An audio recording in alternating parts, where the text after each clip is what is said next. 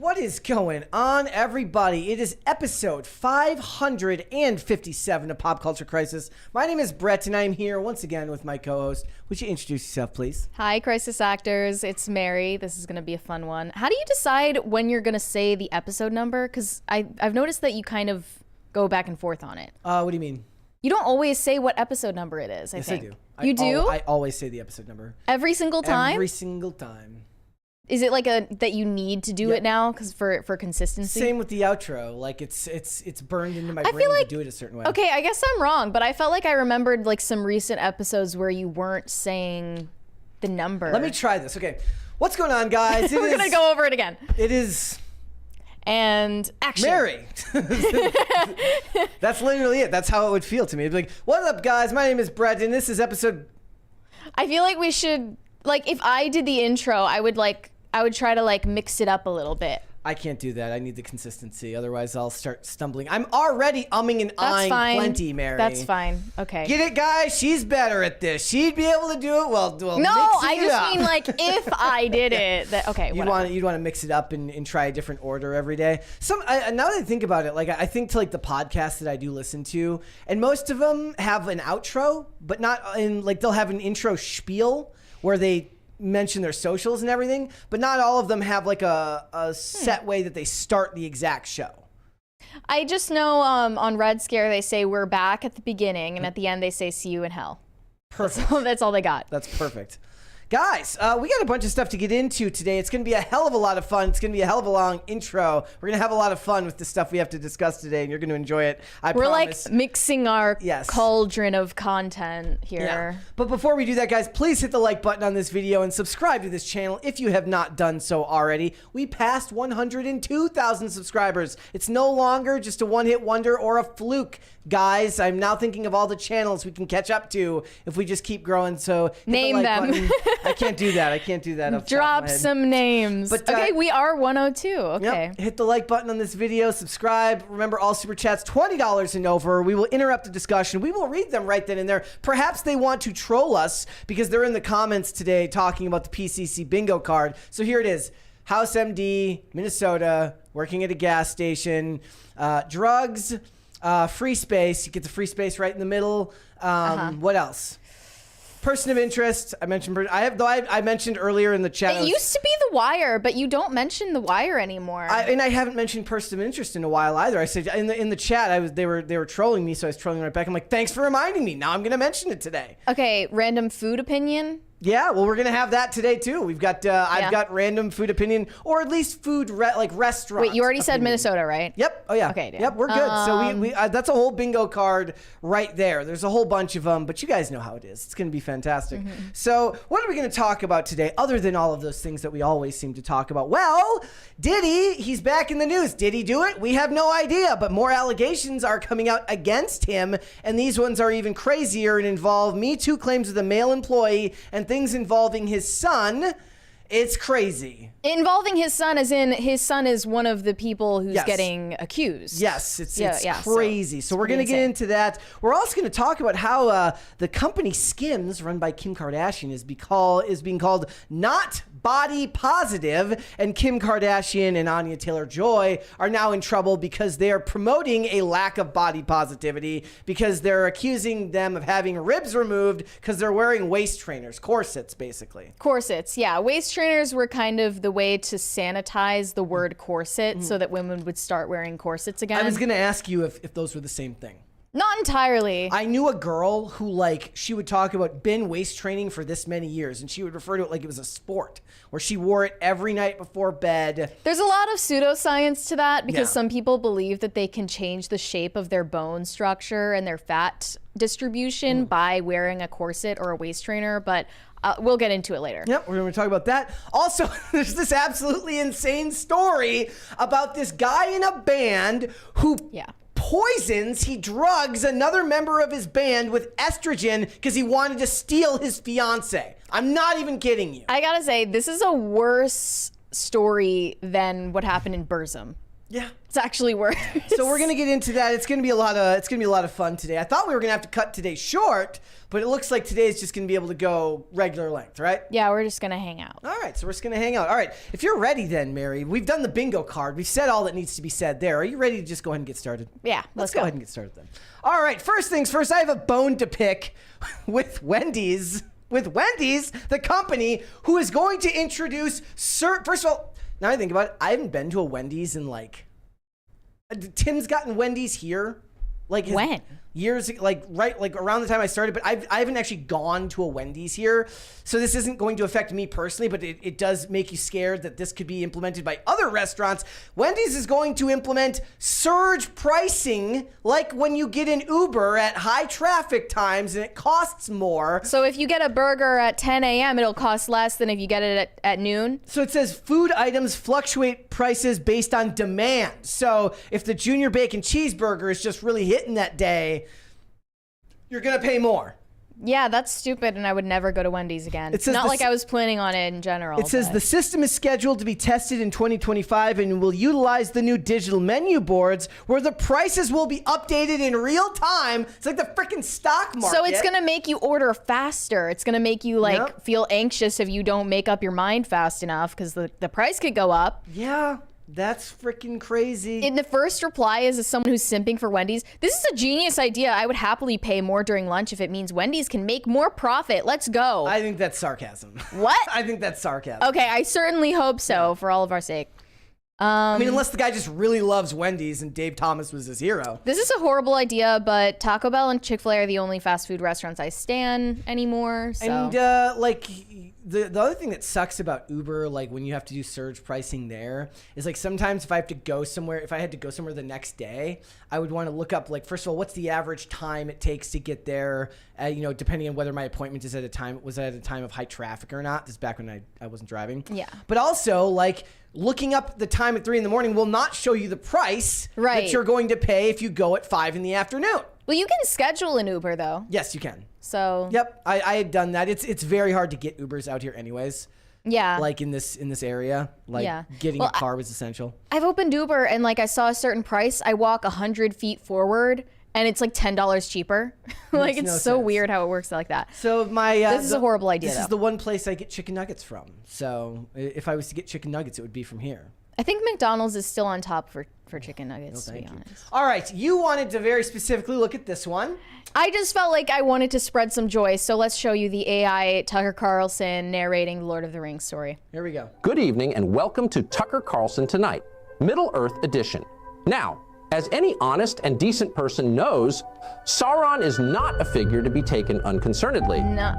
This wasn't up for debate even a few years ago, but all of a sudden, you've got militarized Nazgul patrolling the Shire and threatening the ability of its citizens to travel freely. So why are some of Middle-earth's residents, namely Saruman the White, signing off on it? What's really going on here? Yeah. Four unassuming hobbits, not warriors, not politicians, are embarking on a journey that would daunt even the most seasoned adventurers. Why? Because when the fabric of freedom is threatened, it's the duty of every citizen to stand up to tyranny. Yes. Period. When did we forget how to say, well, actually, no, you can't just enslave the whole world. Sorry, that's not how things work. And let's be clear, these hobbits aren't delusional. They don't believe they can defeat such darkness on their own. But we all get the sense that they understand that standing up to evil, no matter how insurmountable it seems, is what separates the moral from the cowardly. This is gonna bring me to tears. Think so? This is such effective propaganda.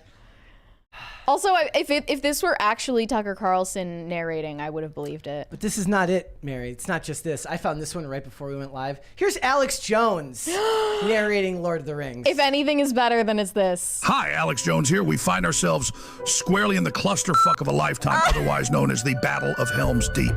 The odds are stacked against our heroes as the army of Saruman, the George Soros of Middle-earth, surrounds the ancient fortress.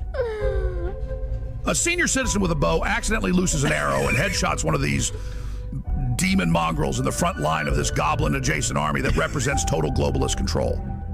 Total I, for one, admire senior citizens, but as we age, we tend to lose focus and energy, which is why we've developed Brain Force Ultra, which is now 47% off at InfoWarsStore.com. Okay, fast forward, and now you've got these stupid sons of bitches scaling the walls and threatening to usurp the resolve of our beloved companions. Now take 2 deep breaths and imagine you're standing next to Gimli and Legolas as orcish brutes descend upon you. I don't know about you, but this makes me want to pick up an oversized warhammer and just start smashing sternums. I'm an American, so I'm a patriot. I'm a man. I like steak. I like beautiful women. And I'll be damned if the globalists think they can extinguish my spirit. Okay. I love it. I love it so much. That was so much better. It's perfect. We got very lucky. I just happened to see that one right before the show. I love that today. It's good. It's good. They should do all sorts of book. I literally would listen to this as an audiobook. Yes, Alex Jones could absolutely make a career as an audiobook reader. Yeah, seriously. Love it. All right, guys. In more wholesome news. This is very wholesome. Okay, I sent this to Mary last night, and she was like, yes! As someone who loves Waffle House, I love a video of a woman getting proposed to at a Waffle House. Let's watch this. Now look, it takes a real man. Look, baby, it takes a real man to make Waffle House romantic. Yes. And I just have one question. A real. Will you marry me?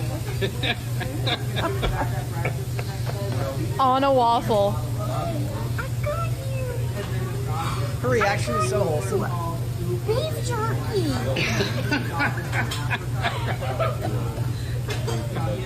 Oh, this is their Valentine's Day date. You got me beef jerky, Kayla. What'd you say? I will marry. Okay. The end is the best part. Yes. Oh, it's The waffle beautiful. The waffle ring. Oh, baby, it's gorgeous. You got me all verklempt. All verklempt. You got me all verklempt. I love it. I love everything about this. Malcolm Flex says, goals. Just simple, effective, and in the moment. None of that crazy pageantry BS. Yes. Yeah, and no one clapped. He made the Waffle House a waffle home right there. Yeah. That was amazing. Beautiful. That was beautiful. Do it again. All right, guys. Now that we've raised everyone's spirits, the last 3 things we've looked at have been unbelievably positive. Let's move on now. Miley Cyrus is in the news because this is from Barstool Sports. It says, in the least surprising news of all time, it turns out sex icon Miley Cyrus has an entire penis room in her home. Now, I don't know if that costs extra, if she had to decorate the penis room herself, if it came like with the house. How does it, do you agree with that label, sex icon for Miley Cyrus? No. I don't know. It wasn't news to me that she has a strange obsession with penises. Yes, she does. You were explaining, can you explain to people Over the years, this has been a recurring theme with her. 10 years ago, photos leaked of Miley Cyrus licking a penis-shaped cake at her boyfriend Liam Hemsworth's birthday party. Kind of weird that was his cake. Okay. She put her mouth around a giant inflatable penis before straddling it and rode a mechanical penis on her birthday back in 2014. She just generally has this weird obsession with phalluses. And now she's playing a character in this new movie, Drive Away Dolls, named Tiffany. And she has a cameo in it where she reveals that she likes to create dildos based on her former lover's genitals. I don't know if it's actually a cameo. I only said that because they didn't use her in any of the advertising. I would assume the same thing. I don't know. Yeah. Also, guys, when I point out that Universal is like the one studio that seems to be mostly hitting it out of the park, I believe this movie is a Universal Pictures film, so it's one of their rare misses in recent years. Okay, so her penis room in her house, this is a real thing, not just for the movie. When we asked her to do the movie and sent her the script, we didn't realize that she is a longtime connoisseur, a student, an enthusiast for penises. She only told us after the fact. She said, yeah, man, I have a whole penis room in my house. It was profiled in Town and Country. We didn't know there was such a thing as a penis room. I did not either. Again. And I didn't either. And I might have been better off not having knowledge of that. But this kind of reminds me, bachelorette parties have a very strange obsession with penises as well. Penis cakes. Yeah. Yeah. Like, what is that about? Dunno. I think there's just a very strange, maybe uniquely American obsession with highly sexualized bachelor parties and bachelorette parties. Yeah. For no reason. What are your Like, thoughts on- always the strippers, always the penises, the penis balloons, the penis cakes, everything. When you inevitably get married, are you going to throw yourself a bachelorette party? Well, I mean, not that type of bachelorette party. I don't think there's anything wrong with having a bachelorette party, but if the whole point of it is like hyper-sexualized imagery and like inviting strippers and basically cheating on who's going to be your spouse in a day, then no. Like, so what are you going to do for your, like, if what is your perfect? There are so many options. I don't know. You don't need to make it some grand thing, like go out for drinks or like go to a spa or something. Spa like do sounds something like it would normal. Right? Makes sense. It's probably not as common as the media and like pop culture makes it seem. Yeah. That people like go to strip clubs and all that, but maybe I'm wrong. I don't know. I haven't been to a bachelorette party before, but if I were at one of those, I would leave. Really depends on, for the guys, it really depends on whether your best man is interested in doing such a thing, and then whether the woman you're about to marry is okay with you then doing such a thing. Which she shouldn't be. You know? But it's just so weird how it's normalized to cheat on your fiance at your bachelor party or your bachelorette party. I think that's incredibly weird and inappropriate. Here's a bingo card one for you. There's an episode of NCIS where he talks about my friend is he asks McGee to get like a list of strip clubs in the area that he lives, and he goes, why do you need this and why is it so pressing? He goes, my friend, he's like, I have a friend from college. He's being married to a particularly beastly woman, and and basically the idea is like his bachelor party is going to be the last remaining thing that's going to sustain him for the rest of his life. But that was back at a time when they still pretended like marriages were going to last their entire lives, where nowadays I feel like society is so jaded they don't even imagine that. Well, if you love strippers so much, why don't you marry one of the strippers There then? you go. Do that then. I don't know. The whole thing is where does a stripper go for It's her like- bachelorette party? Yeah, that's true. I guess Convent. that a stripper would go to a convent for her bachelorette party. Correct. Right.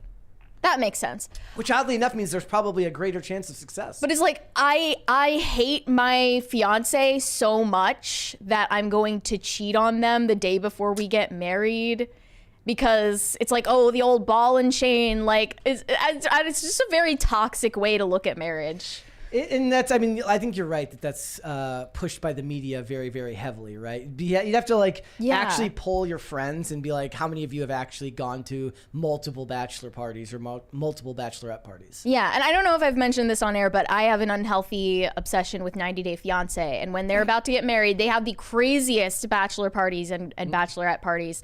So much so that it always causes a fight between those couples. Yeah. Like, I just saw one bride who almost stood up her groom at the altar because he was mad at her for inviting a stripper to her bachelorette party when he expressly asked her not to.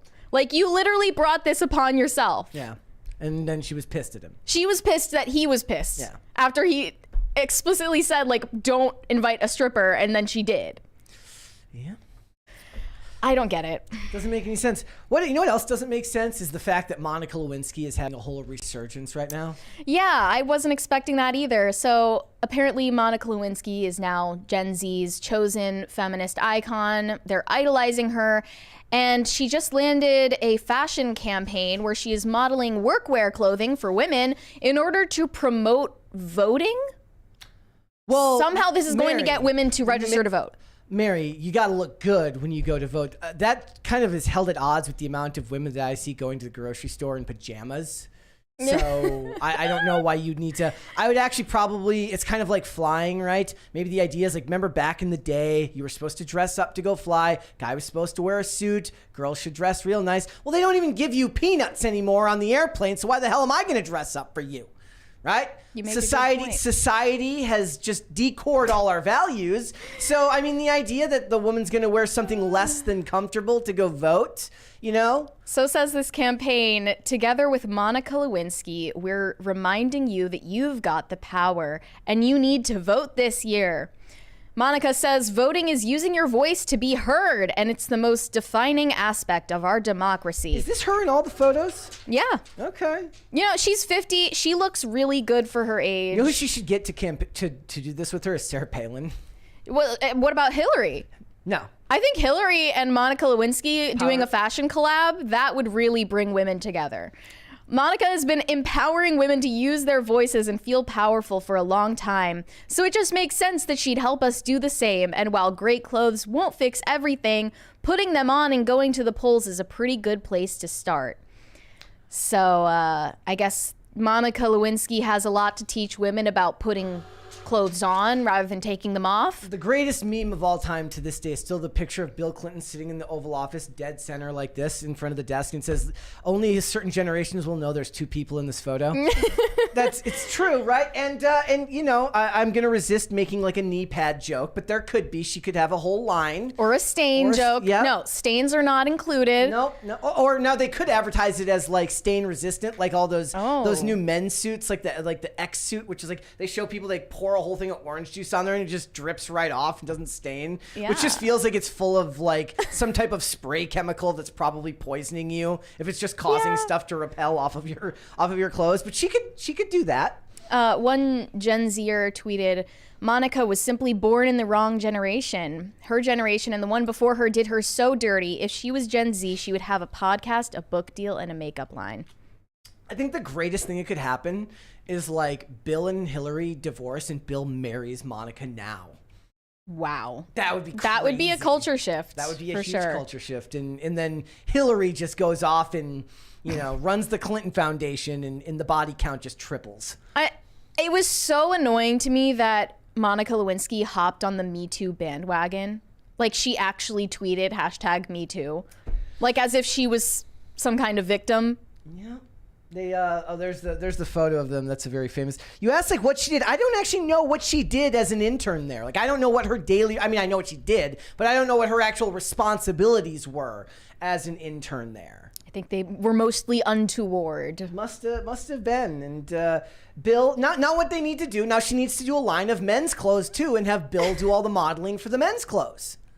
I mean, he can bring back 3-button suits. I think that Hillary could take some notes from this because she's always dressing like Kim Jong-un. Yes. Might do well with some nice pencil skirts. I look the one there. That doesn't even look like her. She looks nice. That looks perfectly fine. Like you know, the retouching was a bit heavy. It was. I thought that was what's her name from Arizona.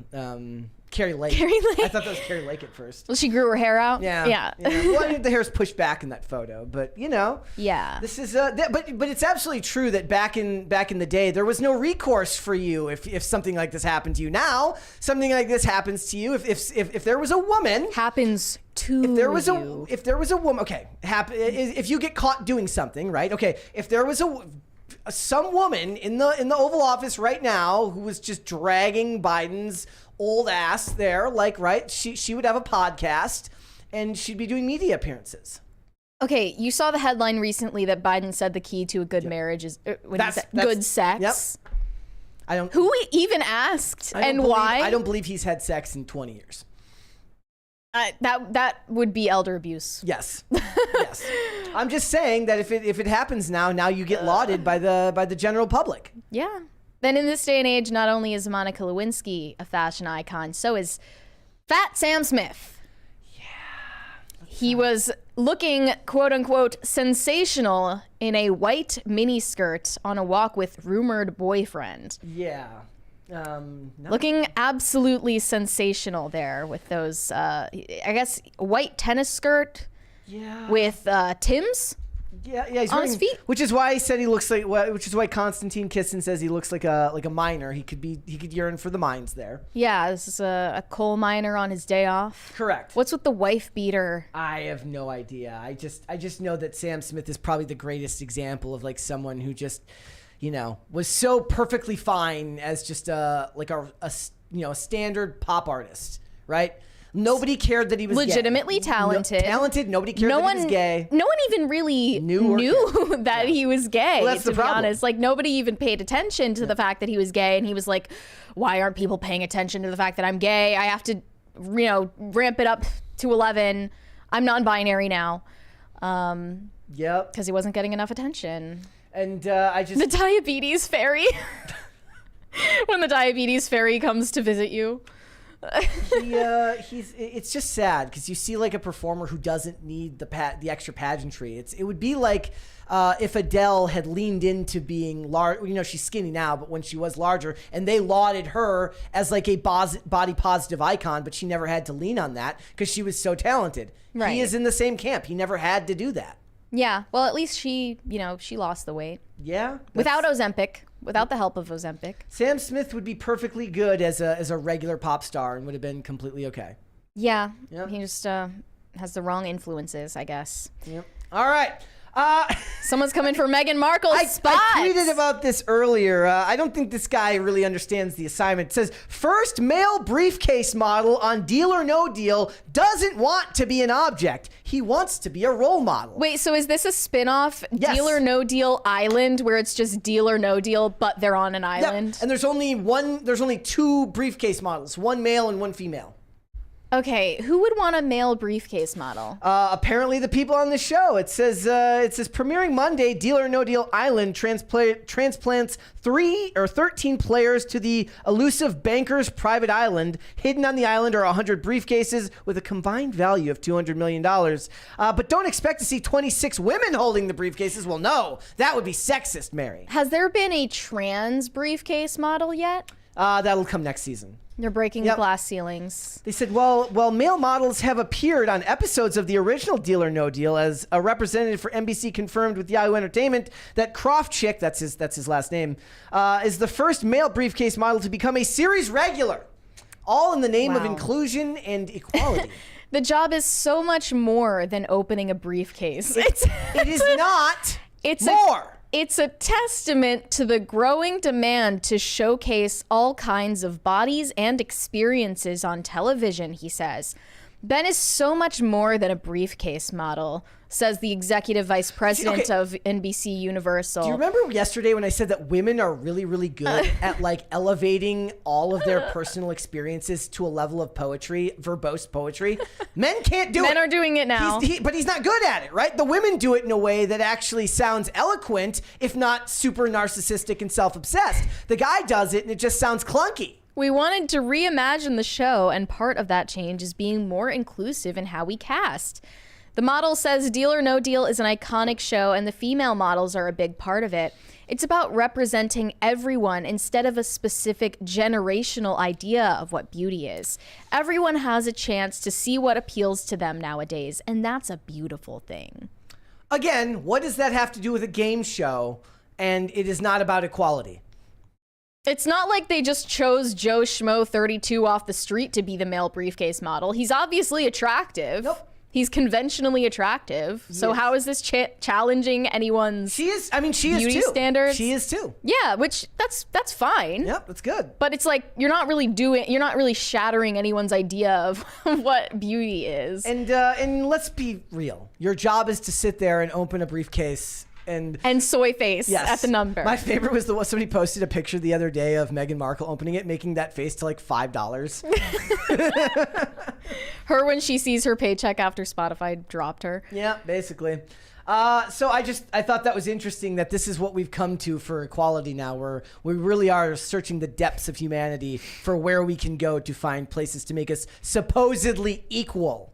How is this so long? This is literally an essay. I also like the Eminem, the Eminem via year 2000 blonde hair, like shaved blonde head. Almost buzzed off, yeah. Weird. Yep. So be on the lookout, guys, if you're fans of game shows and you're a fan of equality, this might be for you. Yeah. All right. Mary, why don't you tell everybody what the hell's going on with the Willy Wonka nightmare? Guys, there was a Willy Wonka experience being sold to children and parents in the UK. And when they showed up, they were so disappointed with the results that they called the police. It was a travesty. Police were called to an immersive Willy Wonka experience after families arrived to an empty warehouse. The event allegedly charged $40 for entry. featured an AI art advertisement and claimed the event is a journey filled with wondrous creations and enchanting surprises at every turn. Here's the AI image right here. Let's look at this image. Doesn't quite live up to the expectations. What this looks like is people getting lured into a warehouse to get trafficked and then brought to their chocolatey death. They charged $45 for this. This looks like something out of Saw. Kids were all dressed up, crying, waiting for what they thought was going to be a magical experience. And this is what they got. This was what they got. It's just an empty warehouse with this like pitiful fold-out table that has plastic cups with orange juice in it. It's giving Firefest. It's giving Firefest. It's giving DashCon, if any of you know what that is. I love the garbage bag that's just on the floor next to it. And then this one Oompa Loompa, this poor lady, made our day. She just looks so utterly dejected, just so thoroughly empty inside, like she hates her life. Maybe she loves it. Maybe I'm judging too harshly. That she could. For all we know, they caught a bad picture of her, and she actually loves her job. But I'm just saying that. Who is this woman, and what is her story? Yes, I need to know. But it's not just that. You also pointed out that there's something hinky going on with the company running this. Yeah. So I did a little bit of research. I went to the Willy Wonka Chocolate Experience website and found out that their organizer is something called House of Illuminati. The company is literally called House of Illuminati. They're the event organizer. And they said, welcome to the House of Illuminati, a realm where fantasy and reality converge to create unparalleled immersive experiences. This is already written by ChatGPT. Our journey is fueled by a passion for blending art, technology, and storytelling into unforgettable events. From avant-garde performances to grand interactive galas, each event is a meticulously crafted adventure. The best is the spelling mistakes here. Enchurning entertainment. Yes. Cat-gacating, live performances, Carchitons, Exarcerdre lollipops, a paradise of sweet teats. A paradise of sweet teats. And the parents are just like, checks out. Like, you gotta blame the parents on some level, like, for not doing any of the research. Like, how would you get past this page on the website and like, I'll give my money. I'm sure my kids won't be in danger at all. And like all of the images on the House of Illuminati website, literally all of them are made by AI. Yeah. So there's no proof that they've actually ever put on a real event that is this spectacular. Sweet teens. Also, how did they get the copyright? They don't say Wonka. It just says Willy's. It just says Willy's. It's just supposed to evoke. Oh, okay. That's how they got away with it. Willy's Chocolate Experience. First of all, you're not taking your kid to anything called Willy's Chocolate Experience. Just no. Just immediately no. Immediately no. So they showed up and it was just so bad. Like they just show up and it's so shitty that they're like, we need to report this to the police. Like there's and the UK police don't have anything better to do, so they showed up. Yes, because they can't arrest anybody that actually commits crimes. But there's definitely some like fentanyl lollipops in there. What is this? Just like shower curtains with stripes on them, hung on clothesline. Yep. It looks perfectly like I imagined it to in the photo. It looks perfectly good. Your kid is not at risk. So picnic tables and then a bouncy house in the corner. One parent, Eileen Butcher, called the whole debacle an absolute disgrace, telling the Daily Record it took all of 1 minute to walk through this thing, while also included a lone table strewn with jelly beans. The tickets were reportedly $35 a pop. Another parent, Stuart Sinclair, spilled all the beans on Facebook. Get it? Explaining he traveled 2 hours for the event, only for his kids to walk away with 2 measly jelly babies and a quarter of a can of bar limeade. It was apparently quite a scene in the would-be chocolate factories. Actors were reportedly up in arms. The actors who were hired to be there also were like, what is going on? many of whom confronted the owner and demanded refunds. I want to know who this organizer is. Who is the owner of House of Illuminati, and what are they going to say? It says House of Illuminati is a partner with it, so this is likely not the guy. They issued an apology for the stressful and frustrating day.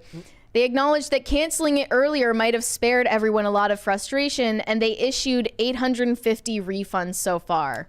Well, at least they did that. Everyone was like, I was expecting a Timothée Chalamet meet and greet. Yeah. I was expecting a chocolate fountain. I mean, the lights, the action, all the production. Again, all you have to do is look at this photo and then look at this photo. It's just it's so bad. The Oompa Loompa, though, like, she's just the cherry on top of a fantastic That one is really good right there. I love the bouncy house that's just in the back. There's just like dirty, expired jelly beans everywhere. If anything, what it does is it puts the job of an event organizer, like a party organizer, into perspective. Yeah. Just how much work actually goes into it. Yeah. And if you guys don't remember, DashCon was this Tumblr convention. Yep. It was like, it was marketed as like, everyone's gonna come here for like meeting creators and like all of these events and meet and greets, and you have to pay like hundreds of dollars, and then you show up and it's just a warehouse that had like a kid's ball pit in it, and like 20 people showed up. At least the parents got their refunds. Hopefully everyone got their refunds, because that is not a good. How the hell did they even get this many people to sign up? I was like, the thing is, like, wouldn't it have been better to like make your horrible design and just put up pictures of it, and then whoever comes, then they at least can't complain that you advertise falsely to them. The images are here. It's a gallery. It is. It's an AI art gallery. They can use this from now on to start advertising for their next one.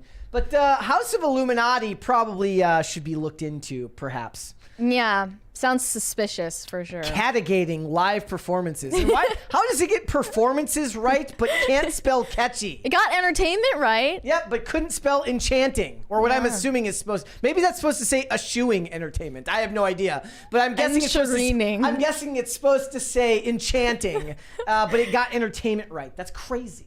So, guys, whatever you do, if you go online and you look for something to do with your family, perhaps make sure there's actual photos there rather than, fake ones. And shouts out to the Oompa Loompa. You're a soldier. You're a queen. Mm-hmm. Do your job, queen. All right, let's move on, shall we? So, as you guys know, Hollywood has been in a bit of a slump over the last, 15, 20 years, and things aren't going to get any better for them anytime soon. With the actors' strike finished up and the writers' strike finished up, we're now getting back to work in the industry. They're getting back to work in the industry. The problem is, first of all, lots of jobs are drying up. There was multiple articles last week talking about how all of this work has dried up. There are no more pilots being ordered. There was all of 3 this year. And now Tyler Perry has put a halt on his $800 million studio expansion because he took one look at what Sora AI could do, and he's like, we can do it for cheaper, ladies and gentlemen. It's just so funny that we're starting this topic about how AI is about to topple Hollywood, and we just talked about the Willy Wonka entertainment AI scam. Maybe it's not as threatening as we think, but Tyler Perry does think it is, and he's trying to warn his colleagues about it. What's funny is he plays both sides here, because he absolutely does the evil CEO thing and puts the halt on the expansion, but then also says, but it's a problem. So it says, over the past 4 years, Tyler Perry has been planning an $800 million expansion to his studio in Atlanta, which would be adding 12 sound stages to its 330-acre property. Now, however, those ambitions are on hold thanks to the rapid developments he's seeing in the realm of artificial intelligence, including OpenAI's text-to-video model, Sora, which we just saw the debut of last week. We were just talking about it. This is his quote. He says, being told that it can do all of these things is one thing, but actually seeing the capabilities, it was mind-blowing, he said in an interview with The Hollywood Reporter on Thursday, noting that his productions might not have to travel to locations or build sets with the assistance of the technology. Here's the problem, guys. It takes people to build those sets. It takes people to fly to other places and film on location. But if all you have to do is hire a couple of people who are experts in AI generation to prompt things, you're going to see a lot of people out of work. Now you see why it probably is true that as much as the actors and the writers feel like they came out of the strike winning, they didn't really win on AI the way they thought they were going to. If he's already putting a halt on it, I feel like if they had actually won on AI, he wouldn't even dare announce a halt on an $800 million expansion to his studio for AI reasons. Right, and you say he's playing both sides because he's still framing this as why he wants the industry to come together to tackle AI. And Which he's just saying means that we kick it need to down the put road. regulations on AI in order to protect the industry. If not, I don't see how we survive. And he said, what would be the consequences if Sora actually is capable of toppling Hollywood? He said, I would no longer have to travel to locations. If I wanted to be in the snow in Colorado, it's text. If I wanted to write a scene on the moon, it's text. And this AI can generate it like nothing. And then you don't have to build sets. You can put someone in a living room in the mountains. I don't have to build a set in the mountains. I don't have to put a set on my lot. I can sit in an office and do this with a computer, which is shocking to me. I hate this. And I'll tell you why. Because going into actual sets, first of all, I don't care what anyone says. It is 1,000 times easier to act when you're acting an opposite an actual person. And I really do believe now people are so in tune to these things that they notice, right? I always use the example of The Creator, which is to me the best example of, like, they at the very least for all the CGI in the movie went to physical locations and filmed on locations so that it all looked like it fit together more naturally. But the problem is like, if there's no actual establishing shot, that's one thing. But if he's talking about actually putting an actor in like a completely faked scene that's not even, actually made by AI artists, it's going to get even more hokey and unrealistic really, really fast. Being an actor himself, you would think that he would understand that and how it would affect the outcome. But look, if AI is capable of making all of these complex sets and establishing shots and costumes, why can't you just replace the actors altogether? Right? They'll never be able to get rid of the actors. Background actors are absolutely at risk. Right? Yeah, I would think that the AI protections that they won from the SAG strike, they were only meant to protect those who are at the top of the industry, who really are the least threatened by it. Yep. But if you get the rights to someone's likeness and to their voice, you can AI generate Pedro Pascal on the moon. Well, that's a Why do you likeness need Pedro Pascal? Because they still have to pay him anyways if you're using his likeness. So yes, why not get the actual actor?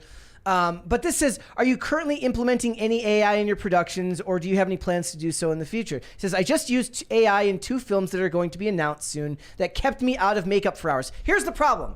It's awesome when you use prosthetics and makeup in films and television, right? One of the things I hate more than anything is CGI blood and CGI gun in gunshots, right? When they actually use squibs, where they actually have the actor with the squib on them, or the bullet shots that go just over their head and they actually hit something, right? I love that, and it feels more immersive. When I see CGI blood, especially nowadays, people are watching these things on much better televisions than they were 20 years ago. I'm going through and rewatching so many old shows on like a nicer TV than I did when I was younger, and there's so much more I notice now that I just never did when I was watching on a lower resolution monitor. But the ability to buy a high resolution TV in a very, like a 50, 60, 70, 80 inch TV now, it's so cost effective that more and more we're going to be seeing people watching things on stuff like that. Not computer monitors, not even 30 inch TVs. You're going to be watching things on things that are much bigger, and it's going to be more noticeable. So when you actually use makeup and squibs and do in-camera live action effects, people appreciate it, and it actually, I think, attaches people more readily to your product. Well, maybe AI isn't at the point where it can perfectly imitate the real thing, but with the speed at which it's advancing right now, would you still say the same thing if it were able to create the same visual results? I don't think that's possible. You don't think it's possible? Because I mean, a lot of people, even a couple of years ago, would say what Sora is capable of now. Okay, that's impossible. Down the line, sure, but I still think there's hypothetically though, there's always going to be uncanny valley. Always. I really do believe that. I think that our brains are too, we're just too Like the brain is too complex to be able to just completely fool us on everything. Now, if you want to talk about looking at it on your phone, you might be able to fool people. But if you're watching it on a movie screen, maybe 20, 30 years down the line, but I don't think that's coming anytime soon. But they need to start planning now.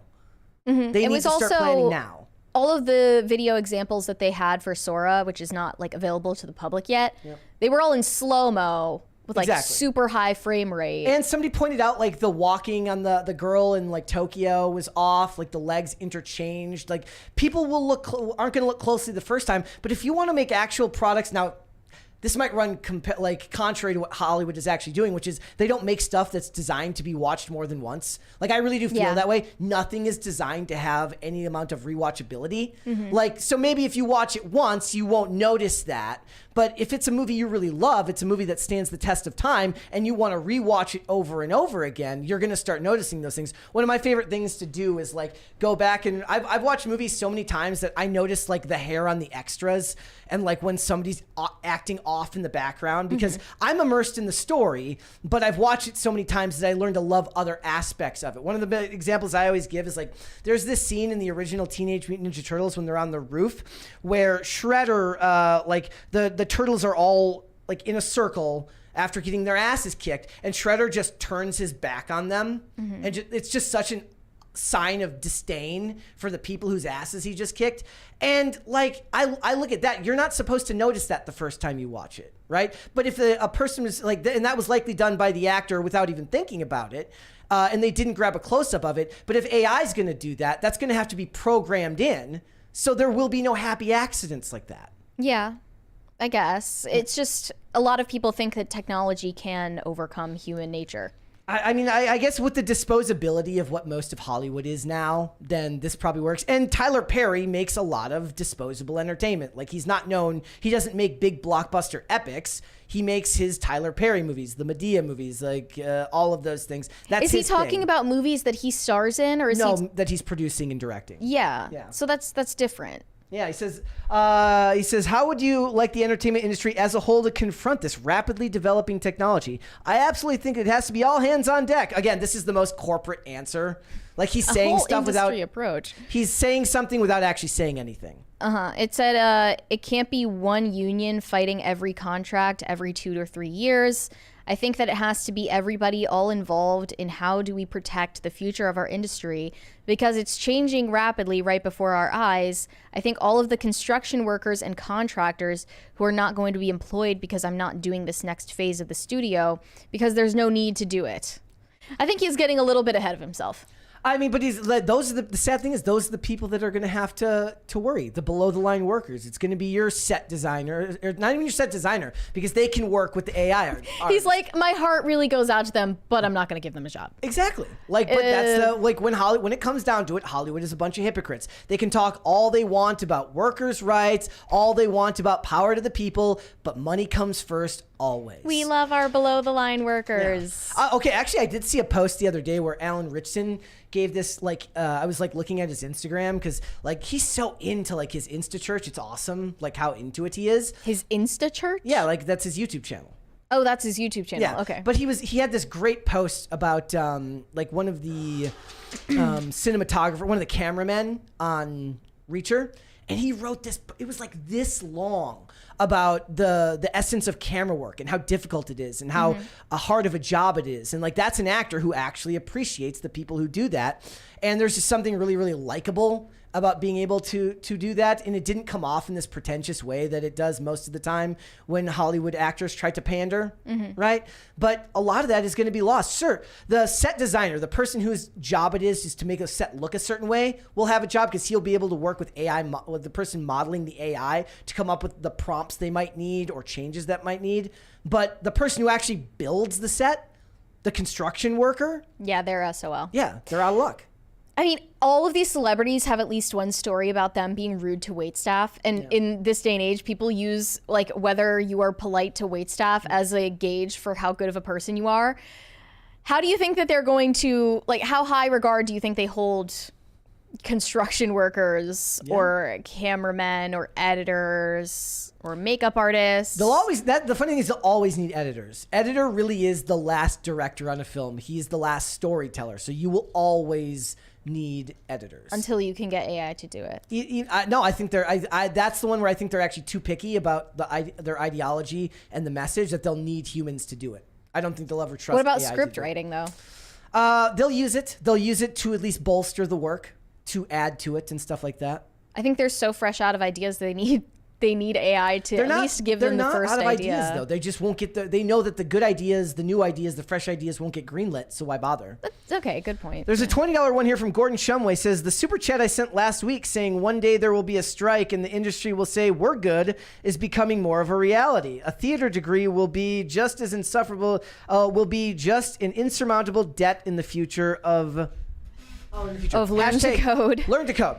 Yeah, and I mean that is I love the meme that says like me smiling as I hit no tip and turning the screen back around to a Starbucks worker who used their $50,000 liberal arts degree to make me a coffee. Well, you say learn to code, but what about when AI learns to code? Yeah, then you're just out of luck. I don't know enough about that to say that AI isn't capable of learning to do it. Yep. That's all I'm saying. Yeah, I just I see this but the thing is, like, I think of like Taylor Sheridan, who, like, when he talks about filmmaking, when I was listening to his Joe Rogan interview, he has such a deep love for like the learning process when he's writing something. So when he's talking about all his projects, he talks about how deep in depth he goes when he's researching them, so that he knows everything that he wants to say in this, which I love more, because knowing that he does that much research, but also writes in a way that allows people to draw their own conclusions, is so rare in that industry now. I don't think you ever actually get rid of a person with that much work ethic, right? To be able to craft stories that way. But so many other departments are going to be put by the wayside because this technology is rapidly expanding so fast. But I don't think the actors feel it, other than the background actors for a while. But certainly, like, it's helicopter shots, gone. I think DEI is killing Hollywood faster than AI. Yeah, it'll be a race to the bottom from both of them. But the companies that, like, there's a whole industry based around stock footage, right? The people who sell. One of my favorite ones is pointing out, like, there's this amazing shot that I've seen in like 7 different series. It's a helicopter shot goes over like a synagogue in LA, and I've seen it in like 7 shows. And one day I'm gonna take a screenshot of each of them, because it's the same shot. Yeah. They're getting it from the same company. Right. It's very clear. That whole industry will go by the wayside. I guess so. It'll be decimated. Yeah. So, all right. Let's. What would you like to see? Cringe or cute of the day? Let's see cute first. All right. Let's go ahead and do that. We'll look at cute of the day first. We got some here. This one is from Zakodiac Bear. Let's look at this one here. Look at that. That is a very cute dog. Aww. Oh. Is this a different one? It's a different dog. Okay. Cute. Very cute. It says, first time posting to this here's my best boy and girl. Mia is the shepherd. Blue is the small guy. So that's Mia. That's Blue. Love Blue. Very cute. All right, let's do one more here. This is from Angry Alphonse. Here, Max and Emmy. Names are obscure references. To what? Oh, he looks just done. He had a long day at work and he just wants to go home. He just loves happy laying to be home. like that. He was like that in the other photo. Aww. All right. Okay, with the gun. Yep. It says Maxwell Eugene Pad, Black Bombay, is basically a dog. He likes to be outside and plays fetch. Emmy Lily Pad, unknown breed, likes to bully her older brother and then play victim. Yep. Many such cases. Yep, many such cases. All right, let's go ahead and look at cringe of the day. I found this one earlier, and this is unbelievably cringy. So who is this? I have no idea who this is. So it says non-binary singer Dorian Electra. Do you know who that is? Yes. Okay, I didn't know who that was. Makes all restrooms at her concerts all species and leaves a cat litter box in the toilet for all animal identifying concert goers. You guys spoke and I listened. I'm making all the bathrooms search not only gender neutral but species neutral. I'm muting it so we don't get copyrighted. I'll be providing litter boxes in the bathrooms for all animal identifying concert goers. I'm only impressed if Dorian cleans inclusivity it up. in action. I'm only impressed if Dorian is the one that cleans it up. You know, I like a few Dorian Electra songs. Do you? Yeah. What are they about? One of them is called Barbie Boy. So like that one. One of them is called Man to Man. Okay. One of them is called Edgelord. Really like that one. Like, not a bad singer. All right. But clearly insane. A little bit nuts. Yeah. All right, let's go ahead and get started then. Mary, you're going to have to tell everyone what the hell is going on with Diddy because this story is bonkers. Yeah, Diddy just got hit with some new MeToo claims. The most shocking part of this, at least to me, is from a former male employee of his who is suing him for SA, saying the harassment and assault included constant, unsolicited, and unauthorized groping and touching of his anus. But that's not even the craziest part of this, actually. So what this music producer is really accusing him of doing is creating essentially a Me Too organized crime ring that included his own son, Justin Combs. This is a producer who worked on one of his former albums, and he goes by Lil Rod. His name is Rodney Jones Jr. This is being filed in the New York federal court. So on top of those sexual acts and quote unquote trying to groom him into engaging in sexual acts with Combs and other individuals, he says that he was operating basically a crime ring out of his Miami home in the process. Yeah. And this is on RICO charges, basically. So the lawsuit says it names several defendants whom Jones claims conspired with P. Diddy in a RICO enterprise to enable his misconduct. He named Universal Music Group as one of the defendants, the subsidiary of Universal, Motown Records, P. Diddy's own imprint, Love Records, the CEO of UMG, Lucian Grange, who I've definitely heard of before, but I don't remember in what context, the former CEO of Motown Records, and P. Diddy's chief of staff, and then P. Diddy's own son, Justin Combs, who is an adult, and I don't know how old he is. But this is going to be claiming a RICO enterprise that was set up to recruit sex workers, some of them allegedly underage, to acquire and distribute guns and drugs out of P. Diddy's Miami home. And he accuses the participants in the alleged enterprise of keeping him under their control by threatening him with violence, ostracism from the music industry, blacklisting essentially, and non-payment for work on the album, which he says he still hasn't been compensated for years later after he allegedly produced 9 of P. Diddy's tracks on that. Is it sad that the least shocking thing ever is that they never pay the people when this thing happens? They're just cheap. Top of everything. Yeah, on top of all that, you're not even going to pay someone off to stay silent. Like, they're too like, cheap to even give someone hush money. When you're that bad of a person, it radiates in everything you do. Yeah, also, I want to note that none of this is from decades ago, like the other P. Diddy allegation that was from the 90s. This is all from 2022 and 2023. And these are civil cases. In one alleged incident from February... These are civil cases. I'm not sure. If he's suing, it's like it isn't being referred to like the state attorney, like, right? It would have to be a civil case. So a lot of people are going to call these things cash grabs. Yeah, that's true. And of course, P. Diddy said that, and as did his son. In one alleged incident from February 2023, this was not that long ago, Jones claims that he woke up naked, dizzy, and confused in a bed with 2 sex workers and P. Diddy at P. Diddy's home in Miami, and he believes that he was drugged by P. Diddy in order to engage in these sexual acts.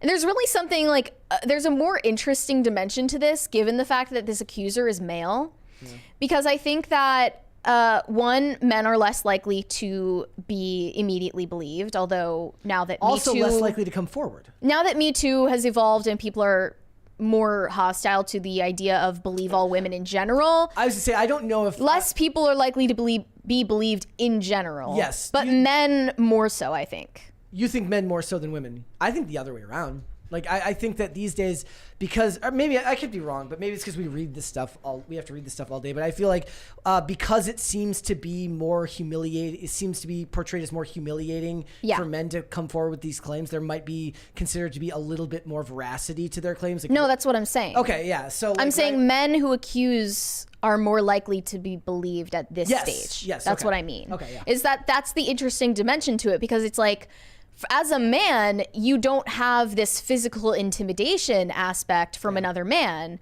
because you're able to at least physically defend yourself.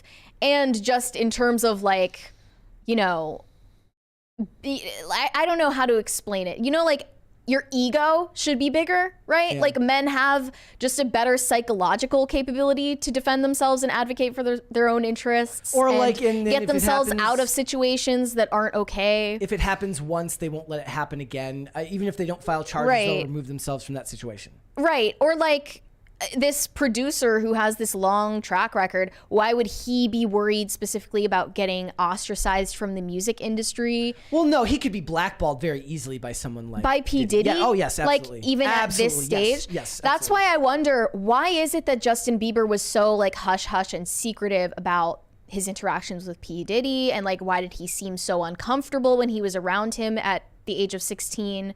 After that video where he said they're going to spend 48 hours together getting up to, they wouldn't say. And then the fact that Usher was P. Diddy's mentor, and then Usher was Justin Bieber's mentor. It's like a multi-generational thing going on. It's very suspicious, and there's not a lot known about it. But men are less incentivized to come forward. He's seeking $30 million in damages, so it's a civil suit. So right. Yeah. It also brings up an alleged September 2022 incident at a recording studio in Hollywood where they were working on this P. Diddy album. It allegedly resulted in a man being shot in the stomach following a heated conversation between P. Diddy and his son, Justin, and another unnamed man. Following the incident, Jones claims that P. Diddy forced him to lie to the police by telling them that this man was shot in a drive-by shooting outside the home. And he's suing them for providing inadequate or negligent security during that recording session and producing session. But now it's like he's clearing himself of criminal liability for lying about what happened to the police. There are mixed interests here. And it doesn't say that P. Diddy was the one that shot the guy either. You don't know who that is. It's unnamed. But they gave a statement. P. Diddy's attorney gave a statement, and he said, Lil Rod is nothing more than a liar who filed a $30 million lawsuit shamelessly looking for undeserved payday. His reckless name dropping about events that are pure fiction and simply didn't happen is nothing more than a transparent attempt to garner headlines. We have overwhelming, indisputable proof that his claims are complete lies. Our attempts to share this proof with his attorney, Tyrone Blackburn, have been ignored, as he refuses to return our calls. We'll address these outlandish allegations in court and take all appropriate action against those who make them. And then Diddy's son also had a spokesperson give a statement saying Justin Combs categorically denies these absurd allegations. They are all lies! ! This is a clear example of a desperate person taking desperate measures in hopes of a payday. There will be legal consequences for all defamatory statements made about the Combs family. Do you think that the most likely outcome for something like this is that it just ends up disappearing from the headlines and they settle out of court? Either the proof that this guy is lying comes forward and he settles out of court and withdraws his claim so as to not have to pay lawyers' fees to the opposite. It was Cassie, right? Yes. Who got the $20 million or something? $20 or $30 million settlement, which also looks incriminating from the outside if you're not willing to let this go to trial. Yeah. So maybe he'll resort to the same tactic here, but he's got other claims against him right now still, right? Like there's other stuff that's going on. There was Cassie and then that other allegation from the 90s from a woman who claimed she was a college student at the time of the incident. But This guy is asking for damages for loss of past and future income, as well as mental anguish, humiliation, embarrassment, stress and anxiety, emotional suffering, emotional distress, and punitive damages, and the costs of his legal fees. So I'm not saying like we know one way or the other, but it's only interesting to me that this is a male accuser, which is normally not what we see. And given the speculation that P. Diddy was doing untoward things with Justin Bieber when he was 14 to 16 years old as a mentor in the industry, it's not out of the question that he would be doing stuff to men as well as women, right? Yeah. And once you're that much of a sexual deviant, everything's on the table.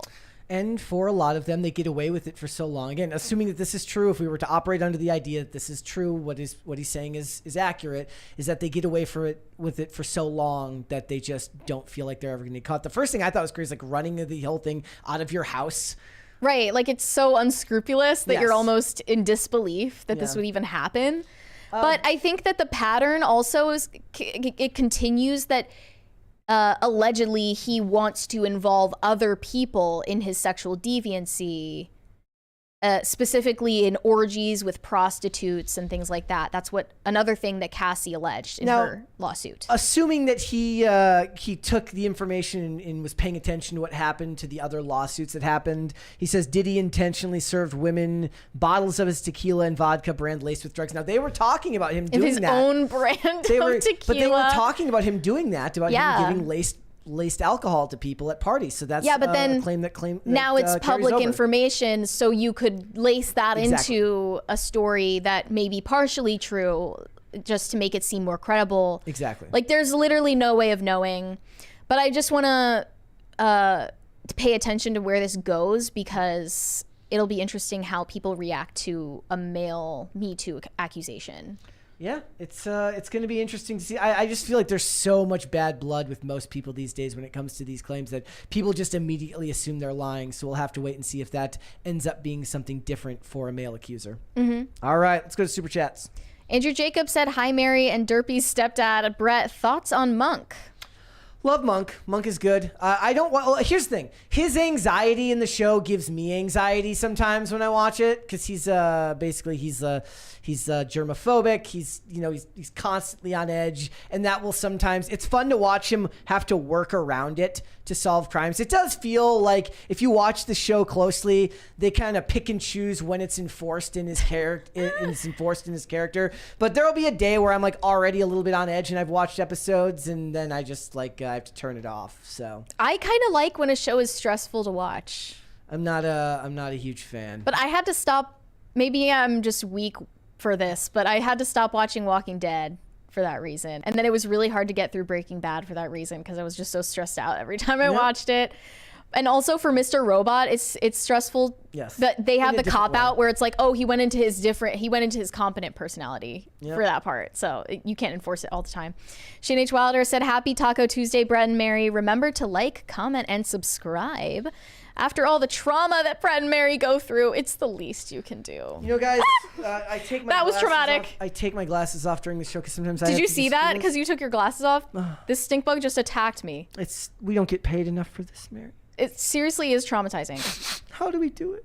I literally just got dive bombed. Oh my goodness. Corey Anderson said, "Mary, did you change your hair?" I don't think so. Does it look different to you, Brett? You see me every day. It looks a little like when you were so she does her hair right before the show, and there was a point 5 minutes before the show where it's kind of like you were in the middle of getting it ready, and you looked very 80s hairband for a while. It was sticking up. Well, I take dry shampoo and it sticks up completely a foot up from my head, but it's not like that. Let's hold off on the rest and let's come back after the fact. Mary, you're going to have to tell everybody why the hell Skims is no longer inclusive and why the hell Kim Kardashian's in trouble. Kim Kardashian is getting hate right now because her Skims loungewear brand is deemed not bodily inclusive enough. She just released a new campaign where all of these models are wearing bras and panties, bikinis and stuff like that. And none of them are fat enough. And everyone's really angry about it because there aren't enough fat models. Basically, that's something that we deem a first world problem right there. Yeah. And it's not even valid because I went through these promotional materials and I definitely saw some overweight models. She is towing the line. However, they're more on the thin side. None of them are actually stick thin because that wouldn't even look like Kim Kardashian. They all have to look somewhat like Kim Kardashian to represent her brand. But on another note, Kim Kardashian only hours ago posted a picture of her wearing a corset where her waist is, as they say, snatched to the gods. This is a new term for you. I had never heard such a thing Her waist before. was snatched, okay?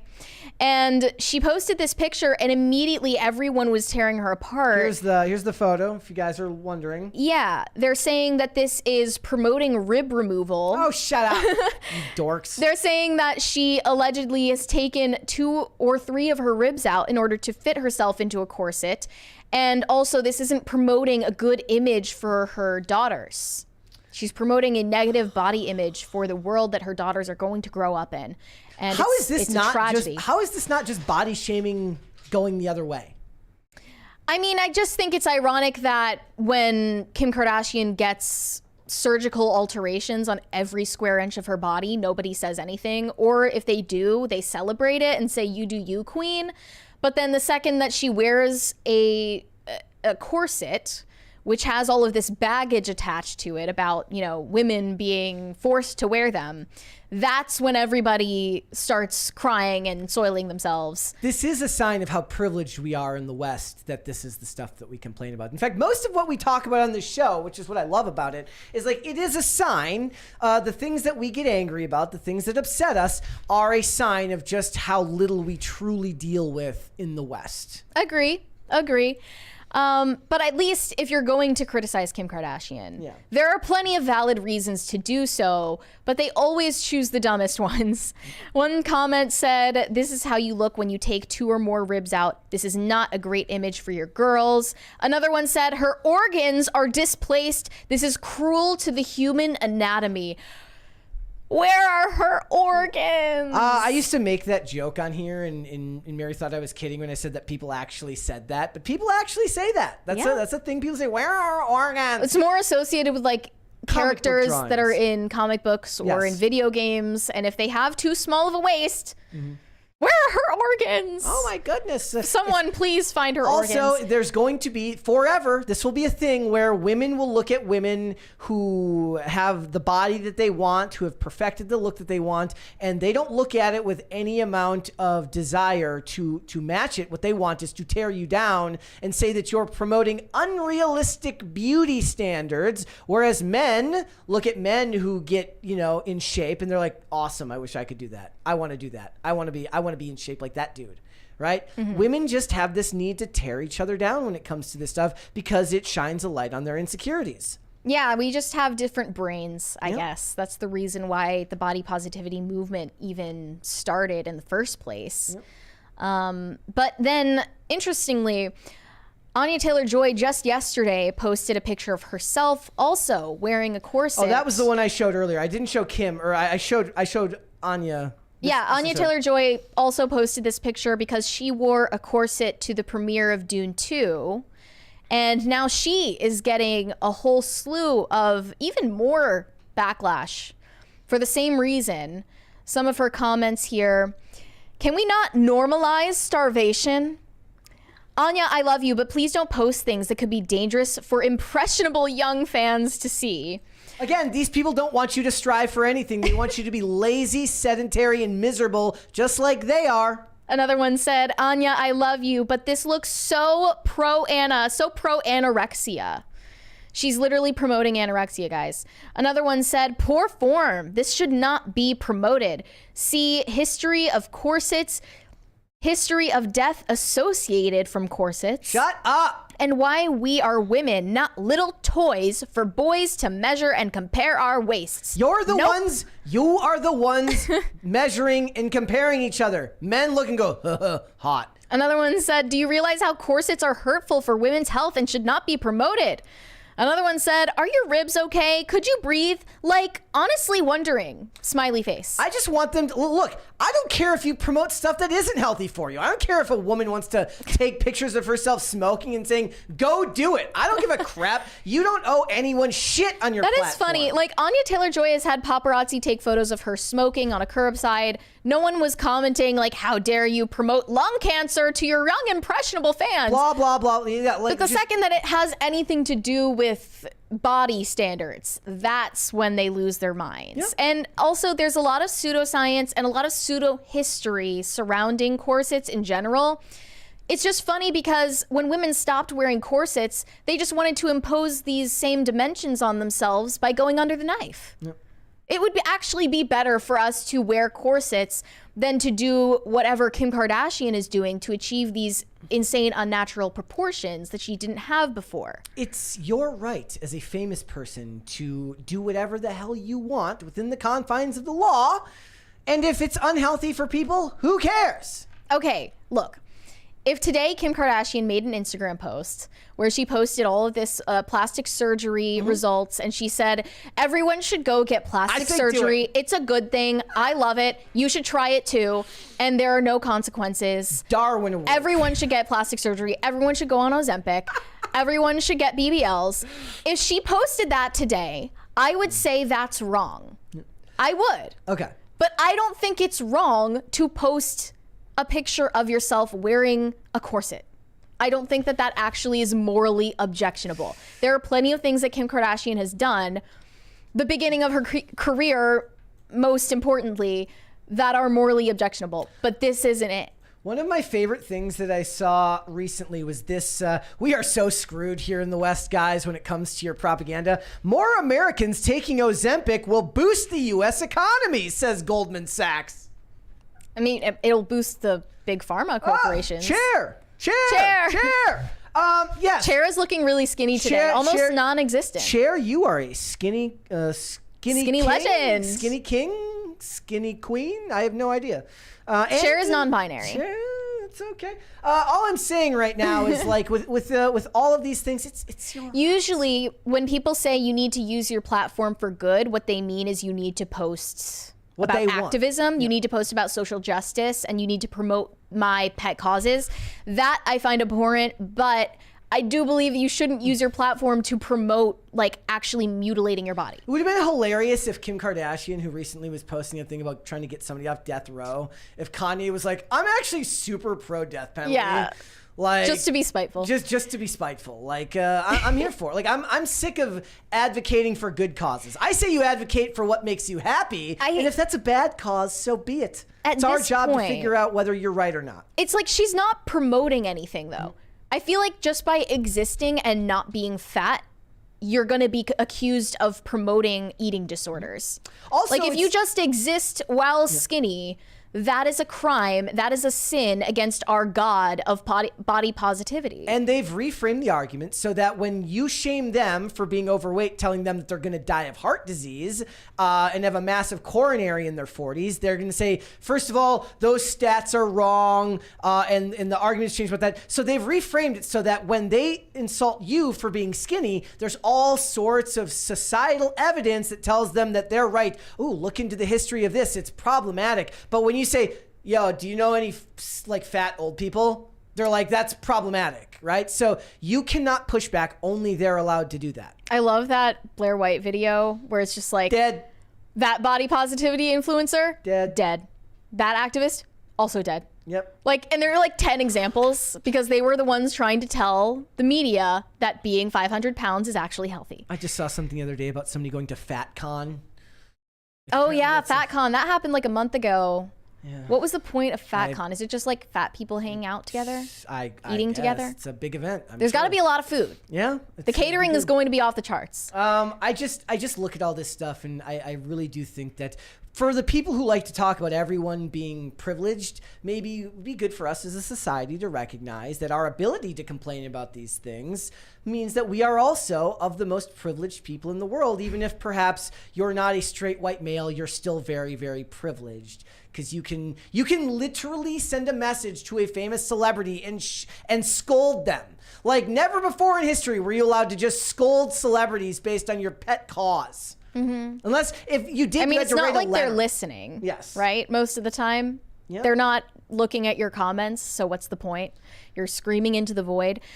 Do you lend credence to the argument that the body positivity movement might have been necessary to correct for the way the media talked about people like Britney Spears or Nicole Richie back in the early 2000s? No, I think everybody should just deal with it. Because, like, I saw this thread over the weekend saying many of you don't understand that body positivity became a thing because in the 2000s, you were considered disgustingly fat if you looked like this. And then it was a photo of Britney Spears from her VMAs performance in 2007, where she had her kids, she had gained a little bit of weight, but she definitely wasn't overweight. And all of the media was kind of dragging her at that point, saying that she let herself go. No man ever looked at Britney Spears and thought that. I saw people talking about this over the weekend too. Sorry. Except for Howard Stern. Except for him. And women. And no man and gay in men. his right mind, no straight man in his right mind ever thought that. Carnell said, when a drag queen wears a corset, it's always Yas Queen. When Kim wears one, everyone loses their minds. Yep. Yeah, and corsets coming back as a trend would definitely be a cool thing. I like the aesthetic. But also she points out, that photo of Jessica Simpson where she's like a size 6 and everyone was calling her fat because it was in like 2004. Again, who? People in magazines? The elite class of people that get to do that? There was no social media at this time. Right, that makes it much different. It was not the average everyday person. And then Nicole Richie, she was known as the fat one when she was on The Simple Life with Paris Hilton. And then she later had an eating disorder that got pretty severe, and then they would concern troll about her in the media and be like, she's looking sickly, she needs help. They would overanalyze every body fluctuation. Now you're allowed to yell at people for doing that, and you should do your best to stop people from having eating disorders, but you're not allowed to stop we don't go, like, the average person isn't going to go onto a mukbang video and be like, stop doing that. Because they're going to tell you, let them do what they want, right? So if it's unhealthy to have an eating disorder by not eating or throwing it up, how is it any different the other way? There's no middle ground because the media doesn't promote middle ground. And I would argue that back in the day, it was not everyday people who were calling Nicole Richie or Britney Spears fat. It was the media. But it's overall a message that gets imbibed by the public. And I gotta be honest, if we're picking between two toxic body norms or body standards, I think it would be better if people wanted to be really skinny than wanting to look like Kim Kardashian, because there's only one way that you can do that, going into surgery, right? Yep. It's better for people to just want to be skinny. There's also a financial barrier to the Kim Kardashian one that makes it automatically different for a lot of people, whereas the other one does not, right? And it's only going to affect those with the finances to actually do that. I just think it was preferable, at least in the late 90s, early 2000s. Yeah, well, it's I just look at this stuff and I'm just like, we in the West are just so lucky to be able to complain about all that we complain about, even on the show on a daily basis. I just think it's important to, take stock of that because we have it very good here. True. Okay, Shane H. Wilder said, I'm anticipating the Taco Bell chicken nuggets coming out later this year. They look like fire. That sounds disgusting. I didn't know that this was happening. Why? That's not Mexican food, okay? But a lot of people would say Taco Bell isn't even Mexican food. Shane H. Wilder said I would pay good money for an Alex Jones Lord of the Rings. There you so go. would I. Takti Platty said my bachelor party was dueled playing Yu-Gi-Oh! There you go. I hope Dane was invited. He's a Yu-Gi-Oh! World champion. DCNC said 100% of Buck Stags I've been to strippers. How many have you been to? Like, how many bachelor parties could you possibly attend? You must be very popular. Have you been to one? I've been to a bachelor party. Did it have strippers? Yes. So is it really like the majority, or would you say that that's overblown? No, my other friends did other things, would go camping or did other such things, but yeah. But you didn't go because there weren't strippers? No, I went to, I've been to a couple, but the only one, I had been to one where there were strippers. Wait, so you've been to like how many bachelor parties in general? 3. So it was only 1 out of them. Okay, so maybe it's just like highlighted more. It was also in pop culture, like in media. I mean, I don't know if I am probably not the like the example. I wonder if there are like stats on this, like how many bachelor parties have strippers? I bet even less bachelorette parties have strippers. I guess. I bet you there's more. Doesn't look like there's any official statistic on it. And would people even report it if they did? Because they don't want their spouse to know. I have no. I bet you women don't have a problem with it. You know why? Because women are not going to be shamed for that type of behavior now. Now it's going to be seen as empowering, so it's fine. So I don't think I honestly feel like regular society isn't going to shame either side for this now. I think that's unique to this area of the political right. Yeah. Jacob Paradis said, anybody interested in Narbar's Fruit Loop Bowl dessert candle? Public Square, let's go. Well, why do that? When you can have Snoop cereal. Fruity Hoops or Frosty Drizzlers.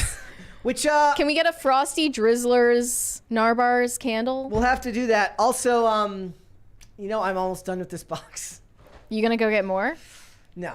They good enough that you're gonna? I don't eat a lot of like dry. I used to eat a lot of dry cereal. I don't eat a lot of dry. Like out of all the breakfast things that you can eat, it is so blatantly the most unhealthy. I mean, when I brought you that, I did expect you to actually eat it as cereal, like in a bowl. No. But I haven't seen you do that. No. Shane H. Wilder said, Sam Smith, I've got a bingo. Thanks, I hate it.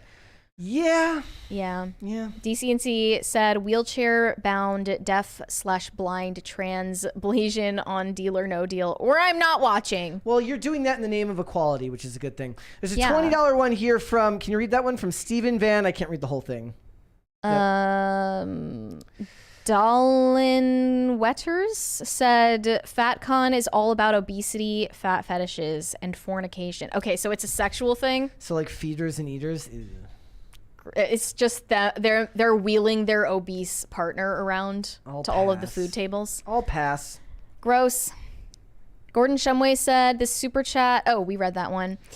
Shane H. Wilder said, Oompa Loompa doopity doo. I've got another psyop for you. Oompa Loompa doopity dee. It's the effing Illuminati. Yep. Okay, that was clever. Let's hold off on the rest. Let's come back after the fact. We got a crisis party, though, coming, so that's good. Why don't you tell us what the hell is going on with this drug bandmate? This story is freaking insane. Yeah, this is actually kind of horrifying. So a vocalist in a hardcore band in Tennessee was recently found out for drugging his bandmate with estrogen that he was cutting into his pre-workout powder. And he did this inside the whey protein. just estrogen in the whey protein. Yes, he was doing this for 5 months, all in a plot to steal his fiance from him. Honestly, it's a plot from like a procedural. Yeah. It's a plot from a procedural. People found out about this because their Instagram posted an announcement that this guy obviously was kicked out of the band. They said, we've decided to part ways with our vocalist, Diego, due to admission of very disturbing and concerning behavior towards one of our band members and their partner. He has admitted to being obsessed with said partner and has been attempting to sabotage their relationship by cutting pre-workout he frequently gifts from his job with high amounts of estrogen in them. He has been attempting to force a transition onto him for the last 5 months in hopes that would give him the opportunity to swoop in once he looked stronger and more manly in comparison. Stupid caveman mindset that makes 0 sense. I disagree. I think it makes a lot of sense, but we'll get to that. There was an episode of some show where like a wife was cutting like arsenic or something into her husband's coffee, not to kill him, but to like kill his libido because she didn't want to have sex with him. This tampering has caused confusion and thousands of dollars in medical bills the past months trying to figure out what's wrong. We would not know any of this unless Diego had gotten way too intoxicated and outed himself and then stated an admission to all of this via text. There are many more disgusting details that have been left out for the sake of privacy and general censorship. As for Diego's response, it cannot be further from the truth on the supplement side of things. The only sealed products he would provide were proteins, but the other products were always unsealed because they were tossed at his job if they couldn't sell it, hence why it was free. He also has easy access to steroids and hormones because of his gym practices. I'm going to be seeing an endocrinologist over the next few months to track my hormonal fluctuations to see if my estrogen levels are extremely heightened and go back to normal over time. I've had physical changes from the hormones besides stomach ulcers, weight loss, and muscle fatigue that I will not get into, as well as notable mental changes. I will also be getting the last batch of pre-workout he gave me tested for estrogen. I have about 2 to 3 full cups of it left. He will not pass off what he admitted to as a joke or confusion, even in his state of drunkenness. What he did is disgusting and has an immense negative effect on my life. You can say that again. Yeah. So I just want to show the pictures of these bandmates. You will be shocked when you see the guy that he was trying to make less manly. I don't know if I have the picture of the other. Let me double check to see if I've got the picture of the other guy. Can you send me the picture of the other guy? Yeah, I just sent you the link to the picture of him. Okay, hold on. I've got that one. I need the picture of. The. Well, band. we're not sure if that's the one who poisoned it, but it's in the replies. Here's a picture of him right there. Yeah. So, if you go to that tweet that I just sent you, though. Yep. You'll see the picture of the alleged poisoner in the replies as well. No idea if that's actually him. So, wait, zoom in on this. We've got a septum ring, a bull ring of immense proportions, and he's wearing a Hello Kitty beanie to top it all off. And then this like wispy prepubescent mustache going on. Could this be fake? Because this was on Publica. Like this is like I think the Quartering posted this, right? So and then you found it on what website had it? The New York Post also covered this, so I'm pretty sure that this is real, but they deleted their Instagram account over it because they were getting so much attention from the media. So yeah, that's the guy that he deemed too manly and he needed to make him more feminine to steal his girl. And then below is allegedly the guy who poisoned him. And unironically, he actually looks higher T than his bandmate. So Absolutely. Why would this be necessary in the first place? Like, I guess he just didn't have the riz to win this girl over. Well, you can't. But if you look at this guy, whoever he was with, this girl named Caroline, she was must probably be an absolute baddie. She was probably with this guy because he is so effeminate and she Yeah. was attracted to that. Yeah. So the more effeminate he got, she's just more and more attracted to him. In fact, it's funny. Like it'd be funny if like they weren't engaged, but as he got more and more effeminate, she's like, "Will you marry me? Will you marry and he's me, like, "Yes, King?" I will." Yeah, and his name is Six with 2 X's as well. So Yeah, and the thing is like for this guy to do this, like. Does anyone really buy that? Like, we live in a world now where it's like back in the day, the guy would just, I'm gonna work. Like if this was actually how he felt and thought about it, instead of like poisoning the other guy, you just work out twice as hard, right? That's what you should do. yeah, improve yourself. Don't try to bring someone else down. The non-mentally ill approach to this is to work out harder and get in better shape and try to win her over. Perhaps. Go hunting, prove your masculine prowess. I don't know, but do something other than poison the guy she's dating. That's insane. Right. Or just, try to work on your riz and maybe she'll be so charmed by you. He needs to go to Mogwarts. That's what he needs to do. He needs to go to Mogwarts. He does. He needs to look smacks. He needs to start mewing. Yeah. It feels, but the yeah, story like almost I feels think fake to me. I think he made a miscalculation because you didn't need to poison this other guy with estrogen. All you needed to do was make sure that his girlfriend stops taking birth control. And then all of a sudden she won't be attracted to effeminate guys anymore and she'll be attracted to you, right? Supposedly. It is scientifically proven that women who are on hormonal birth control are attracted to more effeminate men, lower T men, because essentially what hormonal birth control does to your brain is it makes you think that you're pregnant so that you don't ovulate, so you can't get pregnant. When a woman is pregnant, she's definitely looking for a different type of male pair to bond with, one who is more nurturing and less aggressive. So that's why she's attracted to more effeminate men when she's on the pill.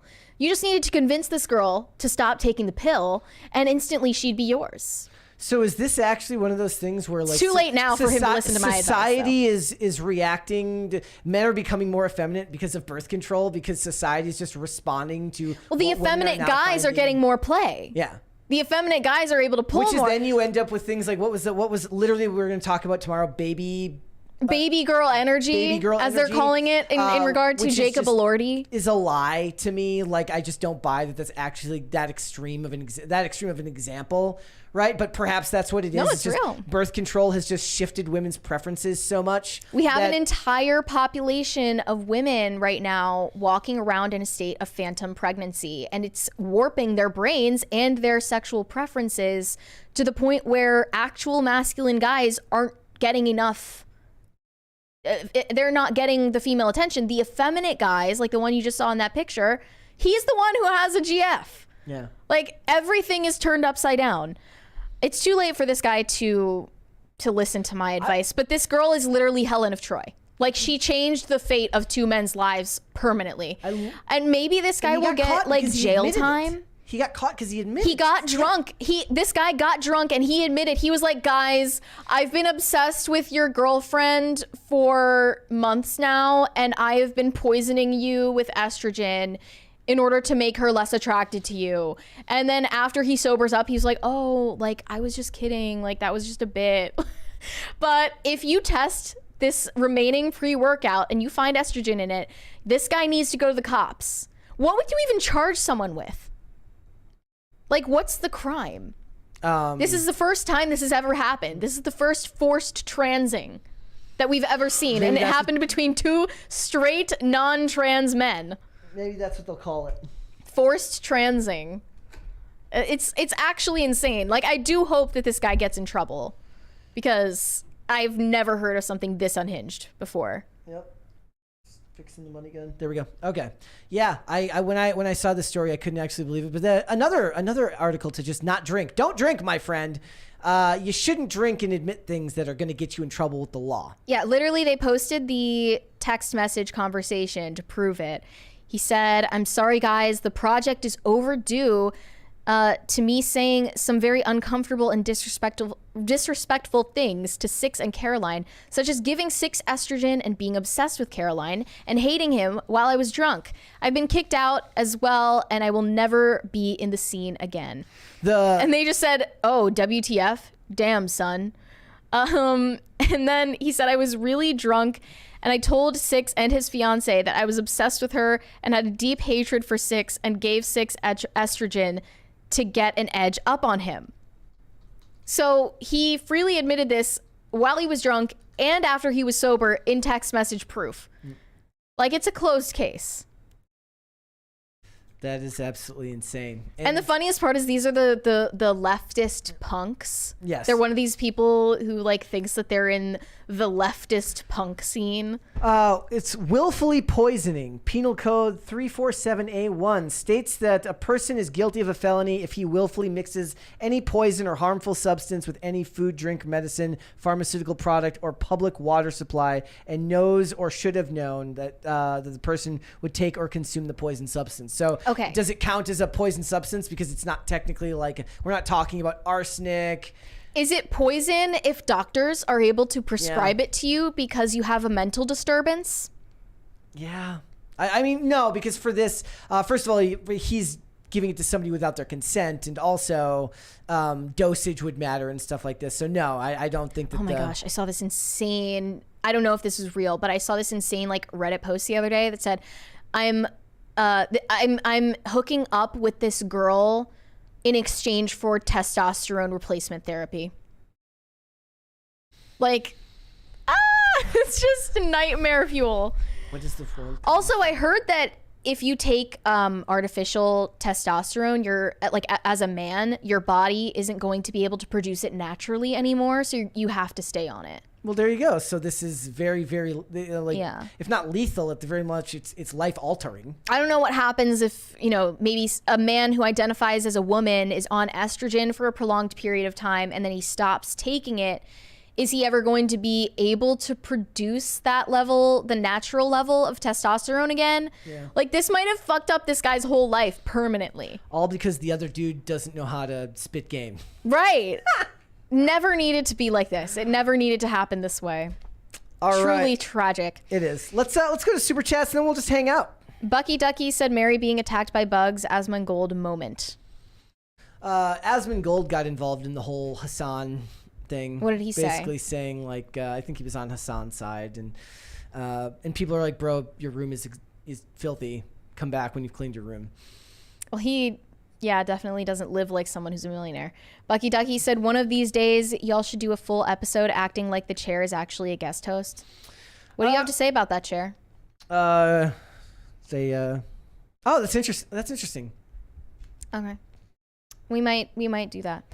Carnell said, when a drag queen... Oh, no, we read that one. Shane H. Wilder said, FatCon is a big event. I see what you did there. Thank you. Steven... we got that one. Oh, DCNC said, bros before hoes, man. Don't be cutting your bros grass. Bucky Ducky said, thanks to Mary, I have learned more about birth control than anything else from watching this show. Brett, you need to step it up with the pop culture. In what way? I need to know what you mean by that. Step it up in what way? You definitely know more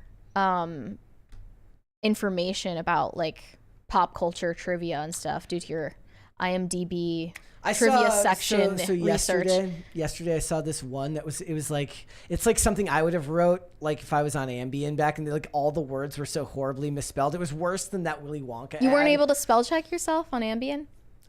It wouldn't matter. It would look right to you because you're so fucked up. So you got autocorrect at least. Back in the but it wasn't me who wrote it. I'm just saying I looked at it and it would look like something I would have wrote back in the day on Ambien. But we're just gonna hang out and hang out, or we're just gonna hang out for the rest of the show. So JK says Chair Lives Matter. Well, they do.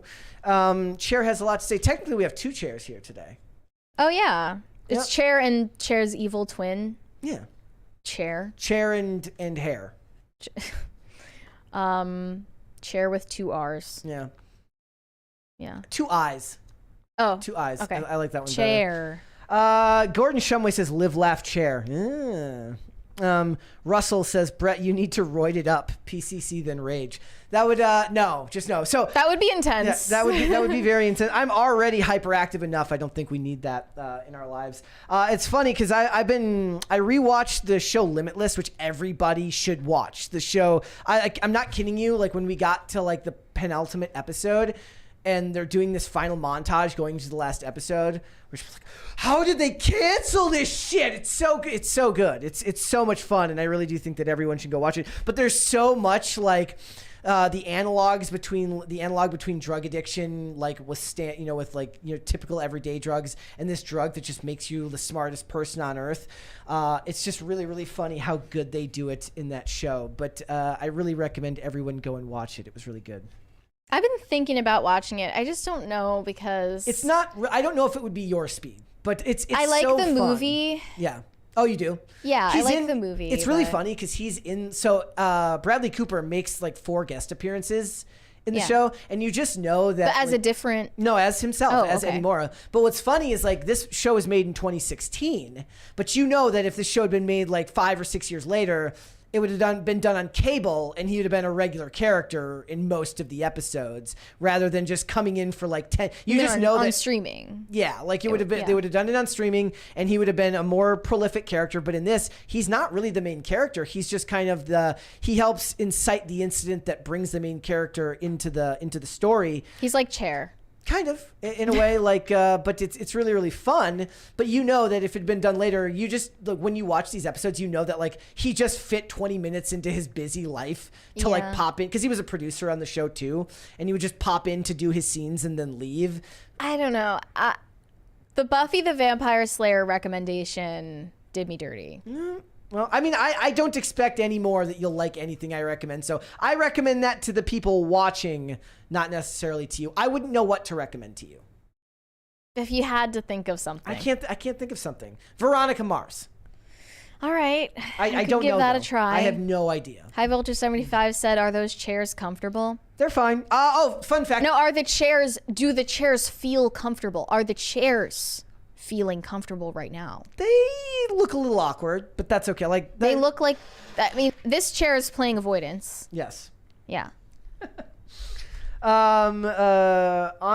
Andrew says a freaking Ike's chair. You keep breaking your chair. I broke one chair and I fixed it. I fixed the multiple leg. times. You've broken it multiple times. Because the arm came out, and the other one, the leg came out on the bottom, or the wheel broke, and I bought new ones for it, which are replaceable. You literally I jump on it like WWE style attack. Yes, and even during the show, people will point out when I adjust my seat and sit up. Yeah, what is that about? Is it just a tick? Yeah. For the most part. Shane H. Wilder said giving a dude estrogen can cause prostate cancer. Also avoid using lavender around prepubescent boys as it can increase their estrogen levels. Okay, I didn't know that. I didn't know that. One more here from V. Witt says, we need a Brett deflection meme with him exclaiming self-deprecation. Hey, look. Just because I make fun of myself as a means of avoiding talking about certain situations doesn't mean that we need to make a meme about it. All right, I'm just inadequate. It's fine. Do you want to go to the subreddit? I'm kind of happy to just sit here and talk to. Is there anything new in the subreddit?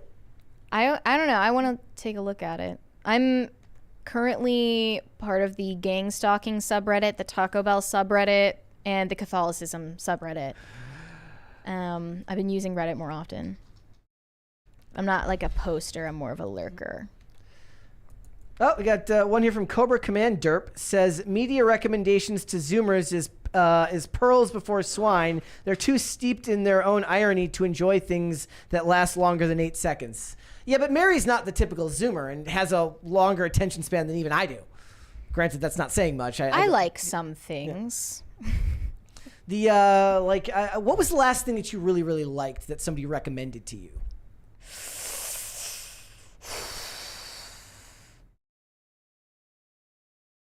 Okay. Now I can't come up with anything. It's always harder when somebody puts Last thing I liked in general, okay, maybe the Star Wars prequel. Oh no, 2 of them, not one. Gosh, I don't know. Breaking Bad probably, because I'd never watched that until this year. Bucky Ducky says, I had one of them racing chairs. I do not recommend. The wings on the top push your shoulders forward. That gets very uncomfortable after a year or two. In these chairs? I guess. I don't know if these ones do. I never actually use like the reclining feature. You always sit back in yours. I never, yours like sits all the way back. Oh, I've like slept in this chair. I've taken naps in this chair. Not me. Mr. Joker 1128 says, Brett, back me up. Mary should watch Beyond Belief. I don't know what that is. I've never seen it.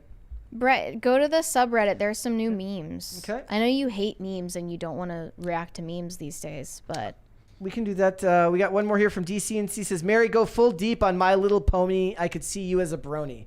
Do you think you could be I did watch Friendship is Magic, but granted, I was 12 at the time, so I think I get a pass. We can't watch Shane's most recent one about support your podcasters because it has copyrighted music in it. Damn. We have this from Dane. Hold on. Taco Bell's tacos to real tacos are same as their cinnamon twists to real churros. I agree they're not amazing like churros. Same with their tacos. Can I have a minute? Yeah. May I have a minute? Yes. Thank you. Okay.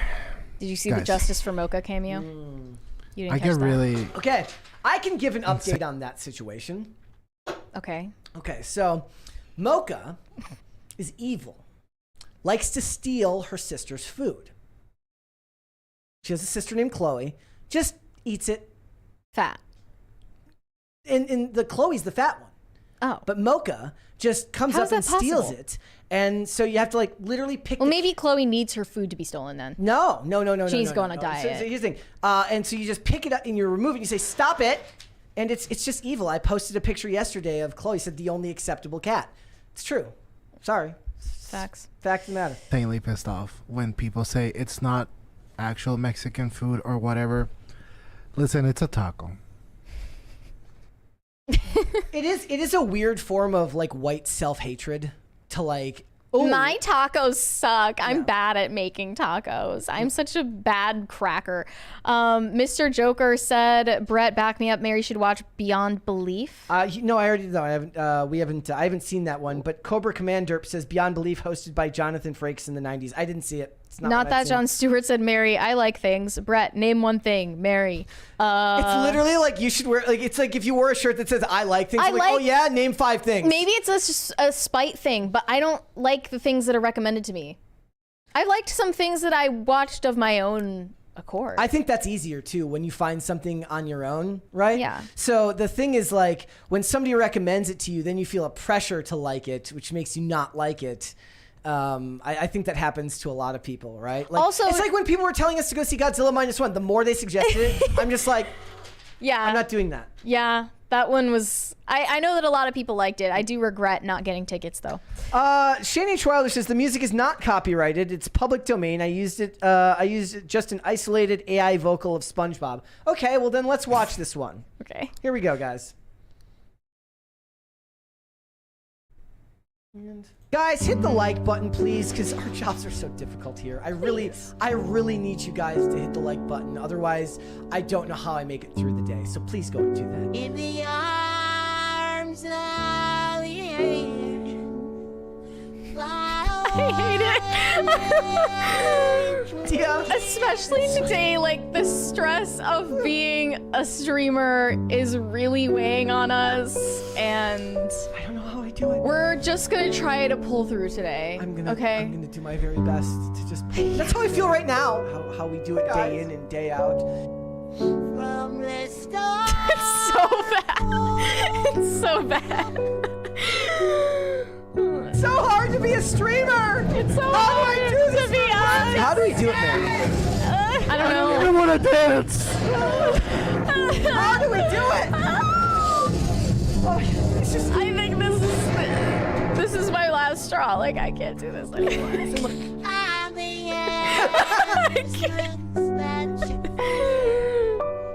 That you can make it so much better for us. It's so hard to do this job. I'm gonna need you to hit the like button and subscribe to make this job worth it. Just please. Just make it tolerable just for today.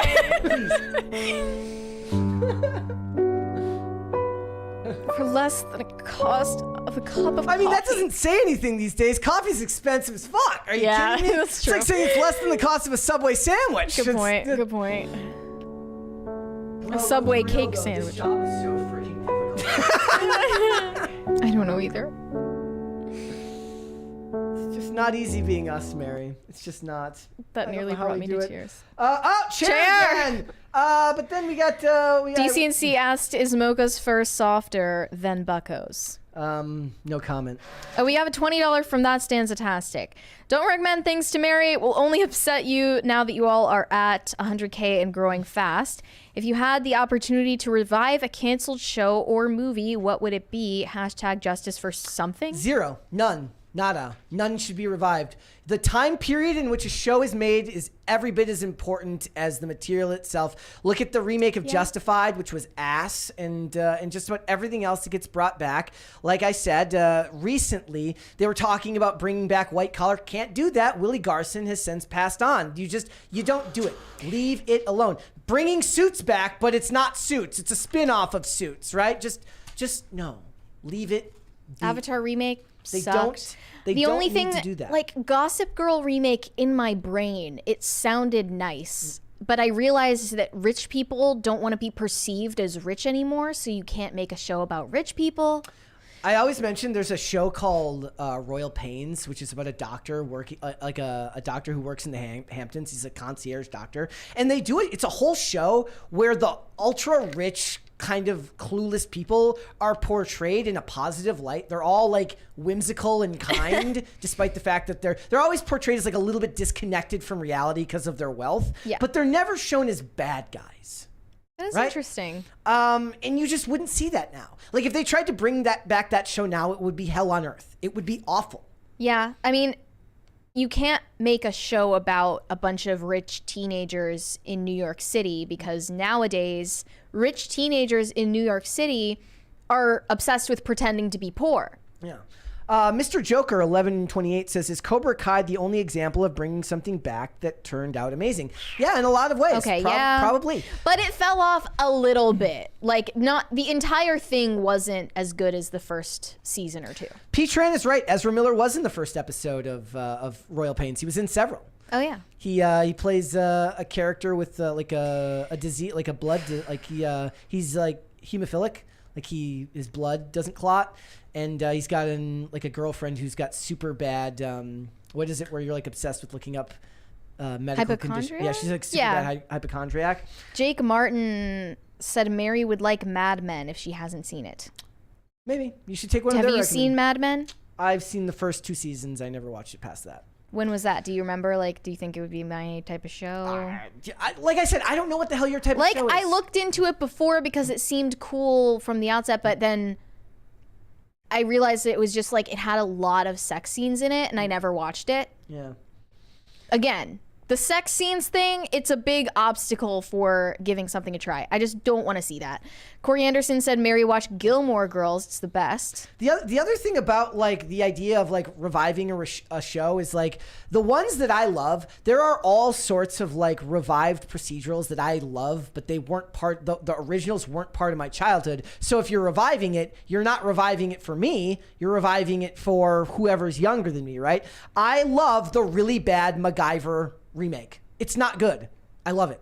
I love Hawaii Five-0, the remake. Oh, that's good. Most people would tell you it's not as good as the original. I love it. Don't care. Love it. Like a lot of those shows, which were all they were all produced by like Peter Lemkoff and Roberto Orsi. Like these are the same guys. They did all of these.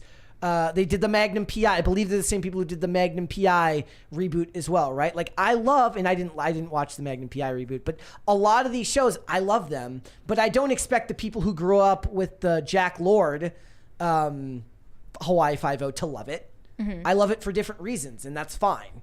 But if you're going to revive things, now I do think that one of the interesting ideas that they talk about is like, it's not about reviving things that were once good. What you should do is revive things that were bad and give them a second shot. No. But there's no reason to do that because there's no marketability in that. Have you watched Gilmore Girls? I've never seen Gilmore Girls. Okay. I mean, I have heard that recommendation before. And yes, and Limitless isn't really a revival though. It's like it's a story continuation of the movie. With a different character. And I really just think that show is portrayed in such a way where the main character, he's so likable. He's like a likable screw up, but they don't talk down to him.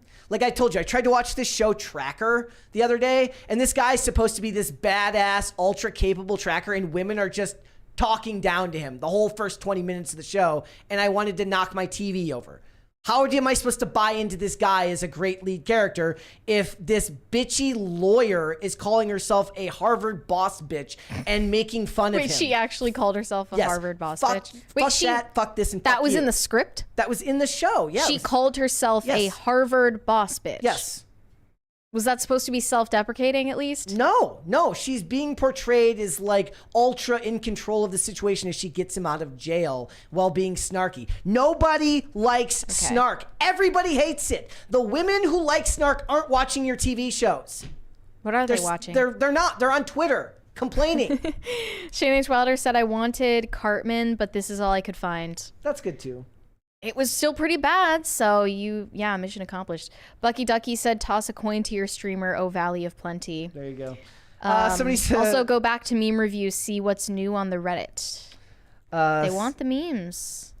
Cobra Commander said, recommend Awful Things. If she's going to hate it either way, we may as well find a way to enjoy it. So okay, then I do have something I want you to watch. Go watch Jaws the Revenge from '87. I want you to watch the far underrated Mortal Kombat series, Mortal Kombat Conquest, which is one of the worst shows I've ever watched in my entire life. I've watched it like 3 times.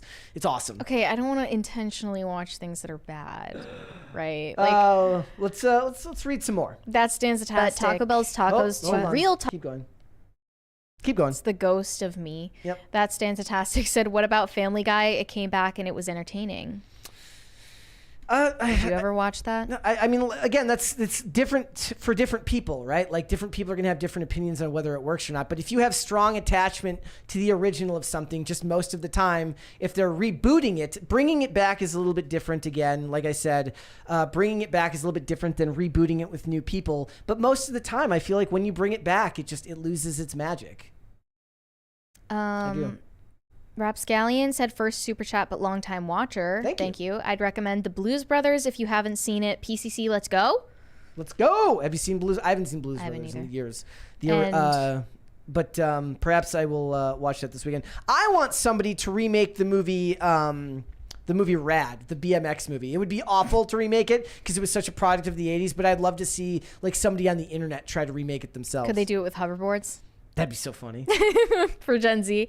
Corey Anderson said HCB loves Gilmore Girls and it had Ed Herman. She does. Hannah Claire loves Gilmore Girls. It's like her favorite show of all time. I think they want us to go into the subreddit. Well, let's finish the rest of these super chats. We still got some. Jake Martin said, I understand now, Mary. TV PG only. Star Trek TNG.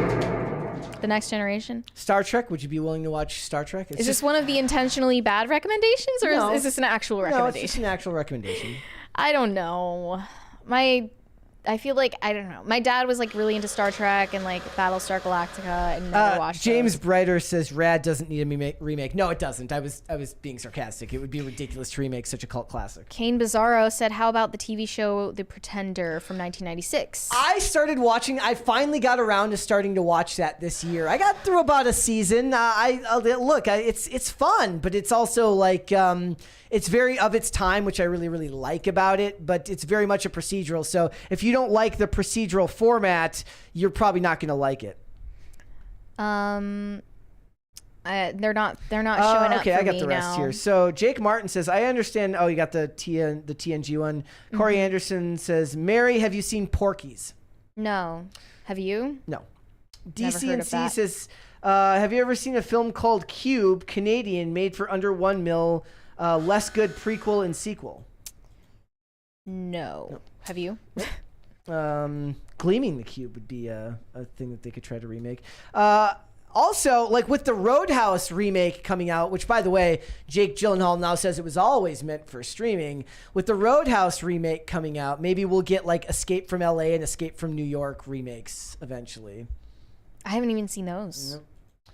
All right, Mary. Should we go through the subreddit a little bit, or should we just? They were asking for it, but we got one. At here. 5. We got one here. Let's watch this one of Phil. Okay. Shane made this one. Here we go. Wait, I wanted to see the Taco Bell one. Share. It was not 55 in a school zone. I'm getting slandered right now. I was going 18 over next to a police station. Say, aren't you in the PCC If you're not subscribed, I hate you. It almost sounded like I said if you are subscribed. But it says, I was going to let you off since you're a local celebrity, but now... If you subscribe, I would like you marginally more than I do now. Too late. Here's your ticket. Now slow down. And this is why lane was for crime. PCC says a cab.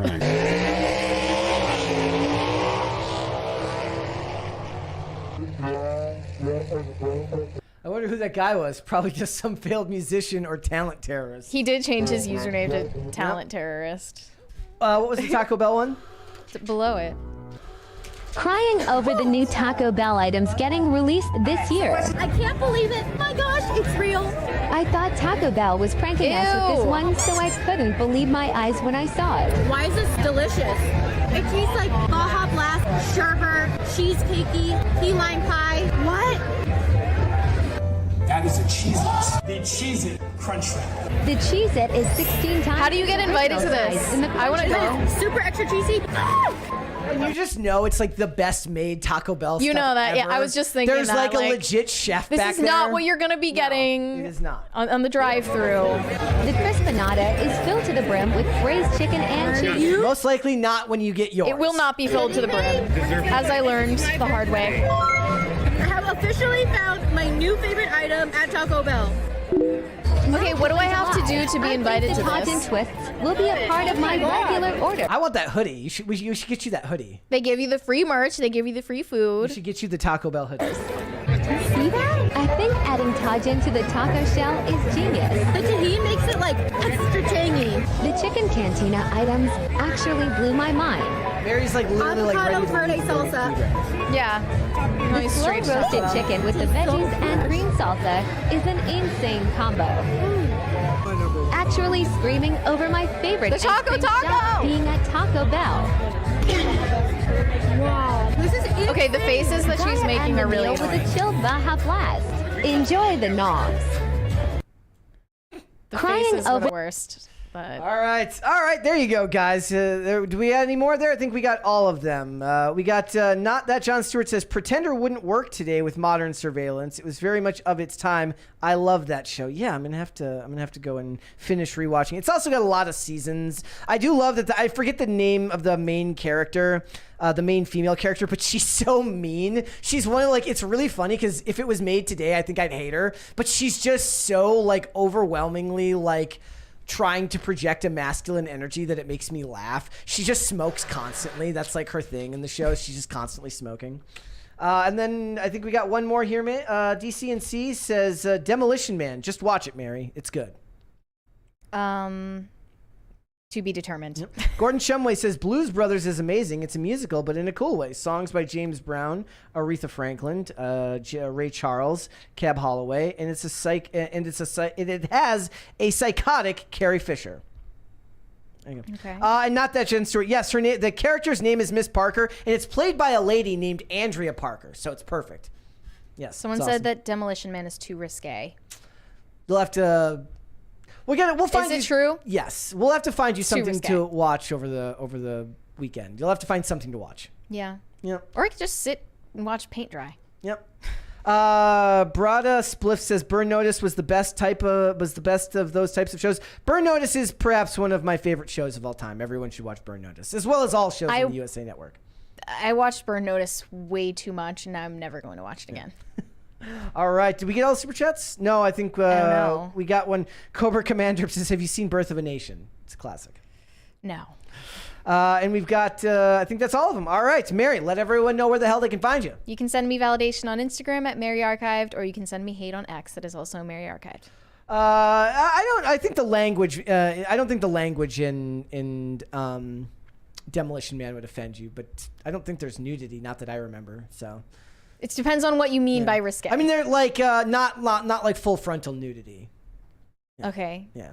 All right, guys. If you want to follow me, you can follow me on Instagram and on Twix at Brett Dasovic on both of those platforms. PCC is here 5 days a week, Monday through Friday, 3 p.m. Eastern Standard Time, noon Pacific. Amazon Music, Apple Podcasts, Pandora, and Spotify if you would prefer to listen rather than watch. If you want to follow us on social media, we are on Twix at PopCulture_show, Facebook and TikTok at Pop Culture Crisis, Instagram at Pop Culture Crisis Pod. One more from Bucky Ducky says, there was another meme below that Mary should see. We could watch one more before we Still have it pulled up? Or is it just the picture? It's just the picture. There you are. Oh. Wait, what does it say, though? It just says Mary pulls up to a stoplight. Oh, because I'm paranoid about people. Yeah. The guy does look like he's looking at you. All right, guys, we will be back with another episode tomorrow. We'll see you then. There's more. Okay, read it. Okay. I don't know if this is the newest one, though. Cobra Commander says Demolition Man has the worst intimacy scene. You'll love it. You will not love it. So you remember that there was? Yes, I do. Okay. Not that Jon Stewart says, but the seashells, Brett. The seashells. What is that? We will be back with another episode tomorrow. We'll see you then. Bye. Bye.